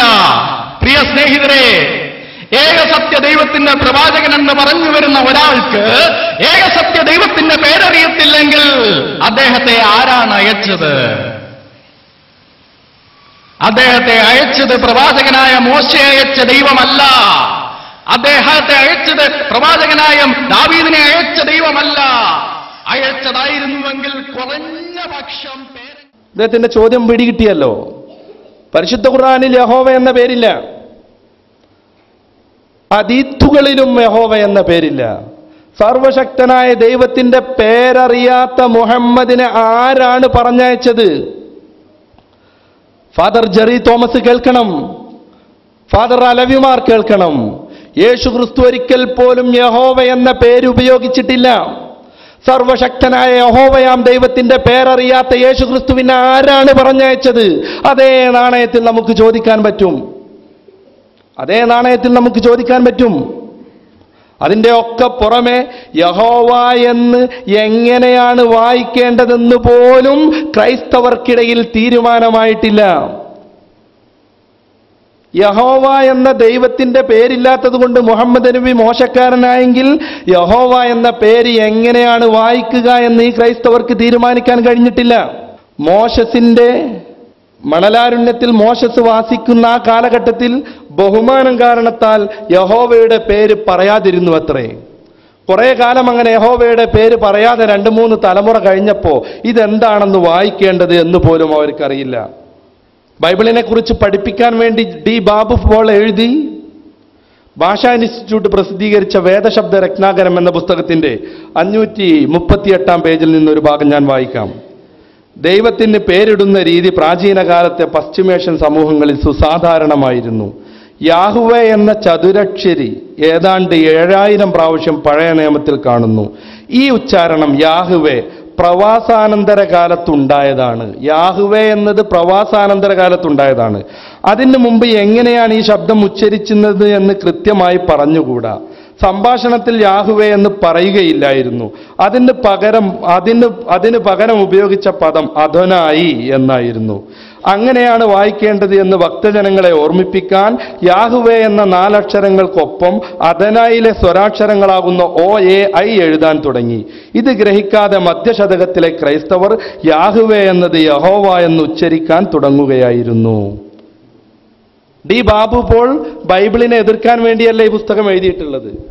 യഹോവ എന്ന പദം എങ്ങനെയാണ് വായിക്കേണ്ടത് എന്നറിയില്ല. യാഹുവേ എന്നുള്ള 4 അക്ഷരമായിരുന്നു ആദ്യം ഉണ്ടായിരുന്നത്. പക്ഷേ അദനായി എന്നതിലുള്ള സ്വരാക്ഷരങ്ങളാകുന്ന അവസാനം അത് അറിയാതെ തെറ്റിദ്ധരിച്ച് യഹോവ എന്ന് വായിച്ചു പോയതാണ്. യഹോവ എന്ന അവരുടെ ദൈവത്തിന്റെ പേര് എങ്ങനെയാണ് വായിക്കേണ്ടത് എന്ന് പോലും അറിയാത്ത ആളുകളാണ് ആ പേര് മുഹമ്മദ് നബി സല്ലല്ലാഹു അലൈഹി വസല്ലമ തങ്ങൾ പ്രയോഗിച്ചില്ല എന്ന കാരണത്താൽ നബി തങ്ങളെ പ്രവാചകത്വത്തിൽ നിന്ന് പുറത്താക്കുന്നത്. നാം ആലോചിച്ച് നോക്കുക. ക്രൈസ്തവ പ്രബോധകരോട് നമുക്ക് പറയാനുള്ളത് പഠനം നടത്തുകയും കൃത്യമായ രൂപത്തിൽ വിലയിരുത്തുകയും വേണമെന്നാണ്. ഇങ്ങനെ ഓരോന്നും അബദ്ധങ്ങൾ മാത്രമാണ് ഈ ഫാദർമാർ പറഞ്ഞുകൊണ്ടിരിക്കുന്നത്. പരിശുദ്ധ ഖുർആൻ അയാൾ അർത്ഥം വെക്കുന്ന കുറേ ഭാഗങ്ങളുണ്ട്. ചിലത് മാത്രം ഞാൻ ഇവിടെ കേൾപ്പിച്ചു തരാം. എത്രമാത്രം വികലമായ രൂപത്തിലാണ് അയാൾ ഖുർആൻ വളച്ചൊടിക്കുന്നതെന്ന് നിങ്ങൾക്ക് മനസ്സിലാക്കാൻ ഇതിൽ നിന്ന് സാധിക്കും. ഖുർആനിന്റെ 3-ാം അധ്യായം 45 മുതൽ 50 വരെയുള്ള വാക്യങ്ങൾ. ഖുർആൻ 3-ാം അധ്യായം, അധ്യായത്തിന്റെ പേര് മറിയമിന്റെ കുടുംബം, 45 മുതൽ 50 വരെയുള്ള 5 വാക്യങ്ങൾ. وَإِذْ قَالَتِ الْمَلَائِكَةُ يَا مَرْيَمُ ജിബ്രീൽ മലക്ക് മറിയത്തോട് പറഞ്ഞു. ജിബ്രീൽ മലക്ക് എന്ന് പറഞ്ഞാൽ ഗബ്രയേൽ മാലാഖ മറിയത്തോട് പറഞ്ഞു, ഇന്നല്ലാഹ യുബശ്ശിറുകി ബികലിമത്തിൻ മിൻഹു ഇസ്മുഹുൽ മസീഹ് ഈസ ഇബ്നു മറിയം. മറിയമേ, അള്ളാഹു അവന്റെ വചനത്തെയും ആത്മാവിനെയും നിന്റെ ഉദരത്തിൽ വിടുമ്പോൾ നീ ഗർഭം ധരിച്ചൊരു കുഞ്ഞിനെ പ്രസവിക്കും, ഈസൽ മസീഹ് എന്ന് പേരിടണം. എന്ന് പറഞ്ഞാൽ ഈശോ മിശിഹ എന്നർത്ഥം. ഇദാ ഖളാ അംറൻ ഫഇന്നമാ യഖൂലു ലഹു കുൻ ഫയകൂൻ. മറിയം പ്രാർത്ഥിച്ചു, ഇതാ കർത്താവിന്റെ ദാസി, അങ്ങയുടെ ഹിതമെന്നിൽ നടക്കട്ടെ എന്ന്. അപ്പോൾ ദൈവാത്മാവിനാലും ദൈവവചനത്താലും മറിയം ഗർഭിണിയായി എന്ന് വിശുദ്ധ ഖുർആൻ. ഒന്ന് പറഞ്ഞേ ഹല്ലേലൂയ. ഹല്ലേലൂയ പറയാണ്. എന്നിട്ട് സദസ്സനുസരിച്ച് പ്രതികരിക്കാത്തതുകൊണ്ട് പറഞ്ഞേന്നും പറഞ്ഞ് പറയിപ്പിക്കുകയാണ്. Hallelujah hallelujah. ഹലാൽ എന്ന അരമായിക്ക് പദത്തിന് സ്തുതിക്കുക എന്നാണ് അർത്ഥം. പുകഴ്ത്തുക, സ്തുതിക്കുക എന്നൊക്കെ. യാഹ് JAH യാഹ് എന്നാണ് വായിക്കേണ്ടത്, അതിന് ദൈവമെന്നും. ഈ ഹലാലും യാഹും കൂടെ ചേർന്നതാണ് ഹല്ലേലൂയ. ദൈവത്തെ പുകഴ്ത്തുക, ദൈവത്തെ പുകഴ്ത്തുക എന്നാണ്. പക്ഷെ വടിയെടുത്ത് പുകഴ്ത്തിപ്പിക്കുകയാണ് ഫാദർ. ഹല്ലേലൂയ പറഞ്ഞേ കുറച്ചുകൂടെ ശബ്ദത്തിൽ പറഞ്ഞേ എന്നും പറഞ്ഞിട്ട് ഹല്ലേലൂയ പറഞ്ഞേ. ഇതിന്റെ അവസാന അർത്ഥം വെച്ചത് നിങ്ങൾ ശ്രദ്ധിച്ചു കാണും. ഇദാ ഖളാ അംറൻ ഇന്നമാ യഖൂലു ലഹു കുൻ ഫയകൂൻ. അള്ളാഹു ഒരു കാര്യം ഉദ്ദേശിച്ചു കഴിഞ്ഞാൽ അള്ളാഹുവിൻ്റെ ഇറാദത്തുമായിട്ട് ആ കാര്യം ബന്ധിക്കേണ്ട താമസം അതുണ്ടായി കഴിഞ്ഞു. ഫാദർ അതിനർത്ഥം എന്തേ പറഞ്ഞത്? ഞാൻ നിന്റെ ദാസി, നിന്റെ നാമം, നിന്റെ കാര്യം നടക്കട്ടെ എന്ന് പറഞ്ഞു. മറിയത്തിന്റെ ഒരു പ്രാർത്ഥന തന്നെ അവിടെ വരുന്നില്ല. ജിബ്രീൽ അലൈഹിസ്സലാമാണ് ആ പറയുന്നത് മുഴുക്കെ. ഫാദർ അയാൾക്ക് വേണ്ട വിധം അത് അർത്ഥം വെക്കുകയാണ്. മറിയം പറഞ്ഞു, ഞാൻ നിന്റെ ദാസിയാണ്, നിന്റെ ഇഷ്ടം നിറവേറട്ടെ. അതാണ് ഇന്നമാ അംറുഹു ഇദാ ഖളാ ശൈഅൻ ഇന്നമാ യഖൂലു ലഹു കുൻ ഫയകൂൻ. ഒരു കാര്യം ഉദ്ദേശിച്ചാൽ കുൻ, അള്ളാഹുവിന്റെ ഇറാദത്ത് ആ വസ്തുവുമായി താഴലുക്കാവുന്നതോടുകൂടെ ആ സംഗതി ഉണ്ടായി എന്ന പരിശുദ്ധ ഖുർആനിന് നമ്മുടെ ഫാദർ അർത്ഥം വെക്കുകയാണ്. എന്ത്? നിന്റെ കൽപ്പന നടപ്പട്ടെ, ഞാൻ നിന്റെ ദാസൻ. അടുത്തത് കേൾക്കുക. ഇതിലേറെ മാരകമായ രൂപത്തിൽ അയാൾ ഖുർആൻ ദുർവ്യാഖ്യാനം ചെയ്യുന്നുണ്ട്. ഞാൻ ചുരുക്കിയാണ് പറയുന്നത്. ഇന്ന് നമ്മൾ കുറേ കാര്യങ്ങൾ കവർ ചെയ്യാനുണ്ട്. 2 ദിവസം പ്രായമുള്ള കുഞ്ഞിനെ കൊല്ലാൻ വേണ്ടി യഹൂദന്മാർ വന്നപ്പോൾ കുഞ്ഞ് തൊട്ടിലിൽ എഴുന്നേറ്റ് നിന്ന് യഹൂദരെ നോക്കിയിട്ട് പറഞ്ഞു അത്രേ,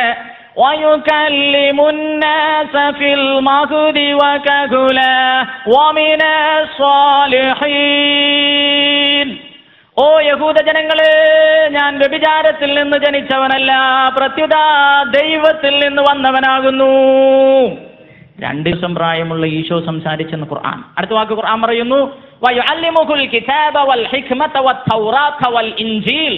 യേശുവിന് തൗറാത്ത് എന്നും ജബൂർ എന്നും ഇൻജീൽ എന്നും പേരുള്ള 3 പുസ്തകങ്ങളെ അള്ളാഹു സമ്മാനിച്ചു.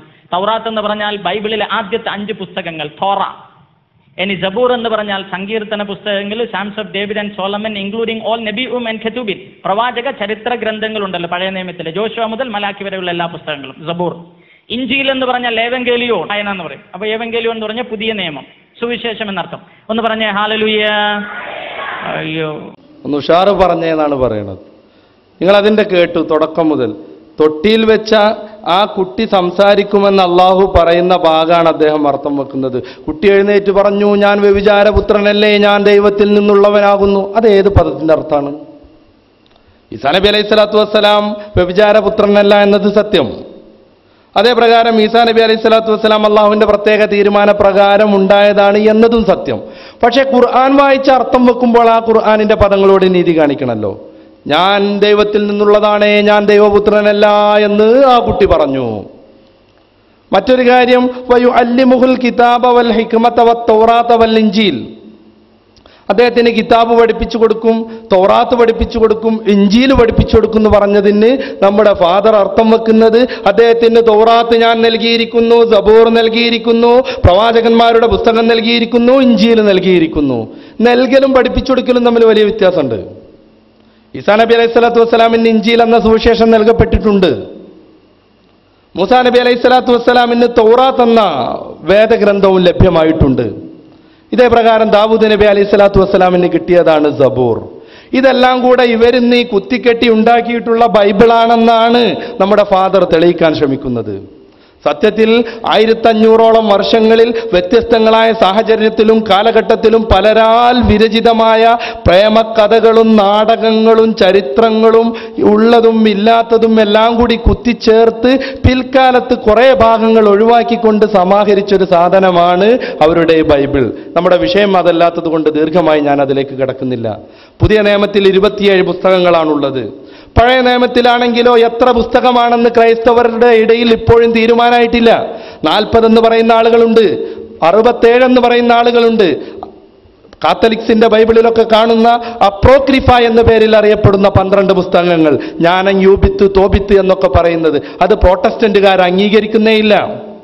പ്രോട്ടസ്റ്റന്റുകാർ അംഗീകരിക്കുന്ന പല പുസ്തകങ്ങളും മറ്റു പലരും അംഗീകരിക്കുന്നില്ല. എത്ര പുസ്തകങ്ങളാണ് ഈ ബൈബിൾ എന്ന് പോലും തീരുമാനിക്കാത്ത ഈ ഫാദറാണ് ഇതാണ് ഈസാ നബി അലൈഹി സ്വലാത്തു വസ്സലാമിന് ഇറങ്ങിയ ഇഞ്ചീല്, മൂസാ നബിക്ക് ഇറങ്ങിയ തൗറാത്ത്, ദാവൂദ് നബിയുടെ സബൂർ എന്നൊക്കെ പ്രഖ്യാപിച്ചുകൊണ്ടിരിക്കുന്നത്. അതിൻ്റെ പുറമെ ഇതൊക്കെ പഠിപ്പിച്ചു കൊടുക്കുമെന്നതിന് ഫാദർ അർത്ഥം വെക്കുന്നത് ഇദ്ദേഹത്തിന് ഇത് നൽകുമെന്നാണ്. നമ്മൾ മനസ്സിലാക്കേണ്ട കുറേ കാര്യങ്ങളുണ്ട്. പഞ്ചഗ്രന്ഥികൾ എന്ന പേരിൽ അറിയപ്പെടുന്ന ബൈബിൾ പഴയ നിയമത്തിൽ ആദ്യത്തെ 5 പുസ്തകങ്ങൾ, ഉൽപ്പത്തി, പുറപ്പാട്, ലേവ്യ പുസ്തകം, സംഖ്യാപുസ്തകം, ആവർത്തന പുസ്തകം, ഈ 5 മോശസിൻ്റേതാണ് എന്നായിരുന്നു ഇവരുടെ ഇതുവരെയുമുള്ള തീരുമാനം. പക്ഷേ പുറപ്പാട് പുസ്തകത്തിന്റെ 34-ാം അധ്യായത്തിൽ മോശസ് മരണപ്പെടുന്നത് നമുക്ക് കാണുന്നു. അങ്ങനെ ദൈവത്തിന്റെ ദാസനായ മോശേസ് മൊവ്വാബ് ദേശത്ത് വെച്ച് മരണപ്പെട്ടു. അദ്ദേഹത്തെ ഒരു സ്ഥലത്ത് മറമാടി. അദ്ദേഹത്തിന് വേണ്ടി യഹൂദർ 40 ദിവസം വിലാപമാചരിച്ചു. ഏറ്റവും അവസാനമായി മോശസിന്റെ ഖബറിടം എവിടെയാണെന്ന് ആർക്കും അറിയില്ല. അദ്ദേഹത്തെ പോലെയുള്ള ഒരു പ്രവാചകൻ പിന്നീട് ഒരിക്കലും ഇസ്രായേലിൽ വന്നിട്ടേയില്ല.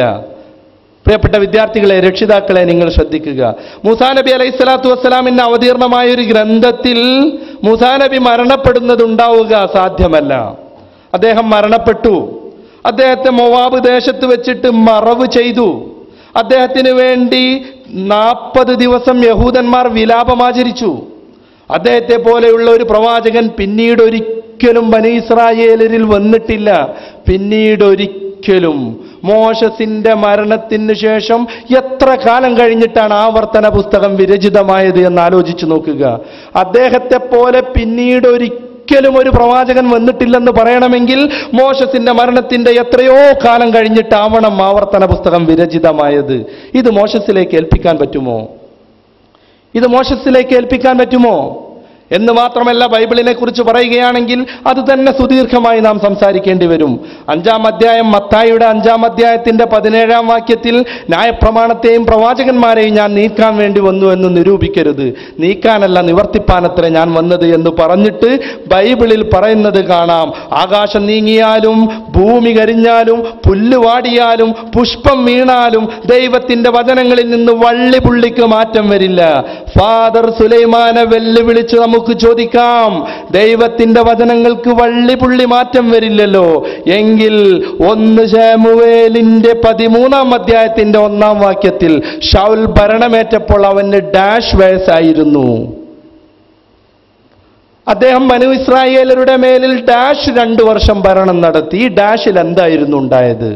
കത്തോലിക്കരുടെ KCBC ബൈബിളിലും അതേപ്രകാരം മോശാന ബൈബിളിലും അടിക്കുറിപ്പ് എഴുതിയത് കാണാം. ഹീബ്രു ബൈബിളിൽ എന്താണെന്നുള്ളത് നഷ്ടപ്പെട്ടിരിക്കുന്നു. ഫാദർ സുലൈമാൻ പറയട്ടെ, വള്ളിപുള്ളിക്ക് മാറ്റം വരുമോ? വള്ളിപുള്ളിക്ക് മാറ്റം വരുമോ? അവരൊക്കെ ചോദിക്കുന്ന പോലെ വൈകാരികമായി നമുക്കും ചോദിക്കാം. ഇങ്ങനെ വള്ളിപുള്ളി മാറില്ലെന്നൊരു സ്ഥലത്ത് പറയുക, വള്ളിയും പുള്ളിയുമല്ല വാക്യങ്ങൾ തന്നെ തകർന്നു പോകുന്ന മറ്റു ഭാഗങ്ങൾ നമുക്ക് കാണാനാവുക. ഈ ബൈബിൾ ആരാണ് ഇറക്കിയത് എന്ന് നമുക്ക് ചോദിക്കാം. ഈ ബൈബിൾ ആരാണ് ഇറക്കിയത് എന്ന് നമുക്ക് ചോദിക്കാം. എന്നിട്ട് ഇതൊക്കെ കൂടെയാണ് ആർക്ക് പഠിപ്പിച്ചു കൊടുത്തത്? ഈസാ നബിക്ക് പഠിപ്പിച്ചു കൊടുത്തത് എന്ന് ഒരിക്കലുമല്ല. പ്രിയപ്പെട്ട ശ്രോതാക്കൾ കേൾക്കുക, മൂസാ നബിക്കും ദാവൂദ് നബിക്കും മഹാനായ ഈസാ നബിക്കും അവതീർണമായ പ്രത്യേക വേദഗ്രന്ഥങ്ങൾ, അതല്ല ഇന്ന് ഈ കാണുന്ന ബൈബിളിൽ. ഇദ്ദേഹം തന്നെ പിന്നീട് പറയുന്നുണ്ട്, ഈ ബൈബിളിലേക്ക് എല്ലാവരും ചെല്ലണമെന്ന്. ആ സമയത്ത് ആ സന്ദർഭത്തിൽ നമുക്ക് കുറച്ചുകൂടി വിശാലമായിട്ട് പറയാം.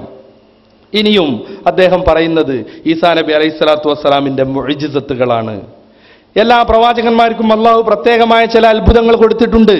അവരുടെ പ്രവാചകത്വത്തിന് തെളിവായിട്ട് ഈസാ നബിക്കും അതുണ്ടായിരുന്നു. അദ്ദേഹത്തിന്റെ കാലഘട്ടത്തിലുള്ള ആളുകൾ വൈദ്യശാസ്ത്ര വിശാരദന്മാരായതുകൊണ്ട് അവരെ അതിജയിക്കാൻ പോകുന്ന കുരുടന് കണ്ണു കൊടുക്കുന്നതും വെള്ളപ്പാണ്ട് മാറ്റുന്നതും കുഷ്ഠരോഗം മാറ്റുന്നതൊക്കെയാണ് അദ്ദേഹത്തിനുണ്ടായിരുന്ന അത്ഭുതങ്ങൾ. പല പ്രവാചകന്മാർക്കും വ്യത്യസ്തങ്ങളായ അത്ഭുതങ്ങൾ ഉണ്ടായി. ഇവർ പറയുന്നത് കാണാം, ഈസാ നബിയുടെ അത്ഭുതങ്ങൾ കാരണം അദ്ദേഹം പ്രവാചകനല്ല, ശരിക്കും പറഞ്ഞാൽ ദൈവമാണെന്ന്. അതൊക്കെ നമുക്ക് വിശാലമായി പറയേണ്ട കാര്യമാണ്. അദ്ദേഹം ഖുർആനിൽ നിന്ന് ഉദ്ധരിച്ചുകൊണ്ട് പരിശുദ്ധ ഖുർആനിലെ ആലുംറാനിലെയും സൂറത്തു നിസായിലെയും വാക്യങ്ങൾ ദുർവ്യാഖ്യാനം ചെയ്തുകൊണ്ട് വളരെയേറെ തെറ്റിദ്ധരിപ്പിക്കുന്ന ചില പരാമർശങ്ങൾ നടത്തുന്നു. ഈസാ നബി അലൈഹി സ്വലാത്തു വസ്സലാം പക്ഷികളെ ഉണ്ടാക്കി മരിച്ചവരെ ജീവിപ്പിച്ചു. അവിടെയൊക്കെയും പരിശുദ്ധ ഖുർആൻ ബിഇദ്നില്ലാഹ്, എൻ്റെ അള്ളാഹുവിൻ്റെ അനുമതി പ്രകാരം, എൻ്റെ അള്ളാഹുവിൻ്റെ സമ്മതപ്രകാരം എന്ന് പറയുന്നുണ്ട്. നമ്മുടെ ഫാദർ അത് വ്യക്തമായിട്ട് മൂടിവെക്കുന്നു. അതിൻ്റെ അറബി പോലും അയാൾ പറയുന്നില്ല. ഖുർആൻ പറയുകയാണ്, യേശുക്രിസ്തു ഭൂമിയിൽ നിന്ന് ചെളിവാരിയെടുത്ത് പക്ഷിയുടെ രൂപമുണ്ടാക്കി അതിലേക്ക് ഊതിയപ്പോൾ അത് ജീവനുള്ള പക്ഷിയായി പറന്നു. തുടർന്ന് ഖുർആൻ പറയുന്നു, ജന്മന അന്ധനായവനെയും വെള്ളപ്പാണ്ട് രോഗിയെയും കുഷ്ഠരോഗിയെയും യേശുക്രിസ്തു സുഖപ്പെടുത്തി. മയ്യത്തായ ആളുകൾക്ക് യേശു ജീവൻ കൊടുത്തു. മരിച്ചുപോയ ആളുകൾക്ക് യേശു ജീവൻ കൊടുത്തെന്ന് ഖുർആൻ. അടുത്ത വാക്ക് ഖുർആൻ പറയുകയാണ്, ഇന്ന ഫീ ദാലിക ലആയത്തുൻ ലകും ഇൻ കുൻതും മുഅ്മിനീൻ. യേശു സ്വർഗത്തിലേക്ക് പോയി, അവൻ ഇപ്പോഴും ജീവിക്കുന്നു, അവൻ വീണ്ടും ഈ ലോകത്തിലേക്ക് വരികയും ചെയ്യുമെന്ന്. ഗംഭീരാർത്ഥമൊക്കൽ. ഇന്ന ഫീ ദാലിക ലആയാത്തുൽ ലിൽ മുഅ്മിനീൻ എന്നൊക്കെ പറയുമ്പോൾ യേശു സ്വർഗത്തിലേക്ക് പോയി, അവൻ എന്നെന്നും ജീവിക്കുന്നു, അവൻ ഈ ലോകത്തേക്ക് പിന്നീട് വരികയും ചെയ്യും. വഉഹിയിൽ മൗത്താൻ ദീർഘമായി നീട്ടി ഫാദർ വഖഫ് ചെയ്യുന്നത് നിങ്ങൾ ശ്രദ്ധിച്ചു. ബിഇദ്നില്ല എന്നുള്ളത് അയാൾ അവിടെ വെച്ച് കട്ടു. ഞാൻ പക്ഷിയെ സൃഷ്ടിക്കുന്നതും മരിച്ചവരെ ജീവിപ്പിക്കുന്നതും മറ്റത്ഭുതങ്ങളൊക്കെ കാണിക്കുന്നതും ബിഇദ്നില്ല, അള്ളാഹുവിൻ്റെ അനുമതി പ്രകാരമാണ്. അള്ളാഹുവിൻ്റെ അനുമതി പ്രകാരമാണ്. ഈസാ നബി അലൈഹി സ്വലാത്തു വസ്സലാം പറയുന്നതായി പരിശുദ്ധ ഖുർആനിൽ വ്യക്തമായിട്ട് പറയുന്ന ആ ഭാഗം ഫാദർ അദ്ദേഹത്തിന്റെ സൗകര്യത്തിന് വേണ്ടി കട്ടുവെച്ചു. അദ്ദേഹത്തിന്റെ സൗകര്യത്തിന് വേണ്ടി അയാൾ കട്ടുവെച്ചു. എന്തൊക്കെയാണ് ബൈബിളിൽ യേശുക്രിസ്തുവിന്റെ അത്ഭുതത്തെക്കുറിച്ച് പറയുന്നത്? അതൊരു രസകരമായ ഭാഗമാണ്. പരിശുദ്ധ ഖുർആനിൽ യേശുക്രിസ്തു ആദ്യമായി ചെയ്ത അത്ഭുതമായിട്ട് പറയുന്നത് തൊട്ടിയിൽ കടന്ന് സംസാരിച്ചു എന്നാണ്. എന്നാൽ ബൈബിളിൽ പറയുന്നതോ യോഹന്നാന്റെ സുവിശേഷത്തിന്റെ 2-ാം അധ്യായത്തിൽ കാനായിലെ കല്യാണ വിരുന്നിൽ വെച്ച് 8 ഭരണിയിലെ പച്ചവെള്ളം മദ്യമാക്കിക്കൊണ്ട് ജനങ്ങളെ ഉന്മത്തരാക്കി എന്നാണ്. അത്ഭുതം.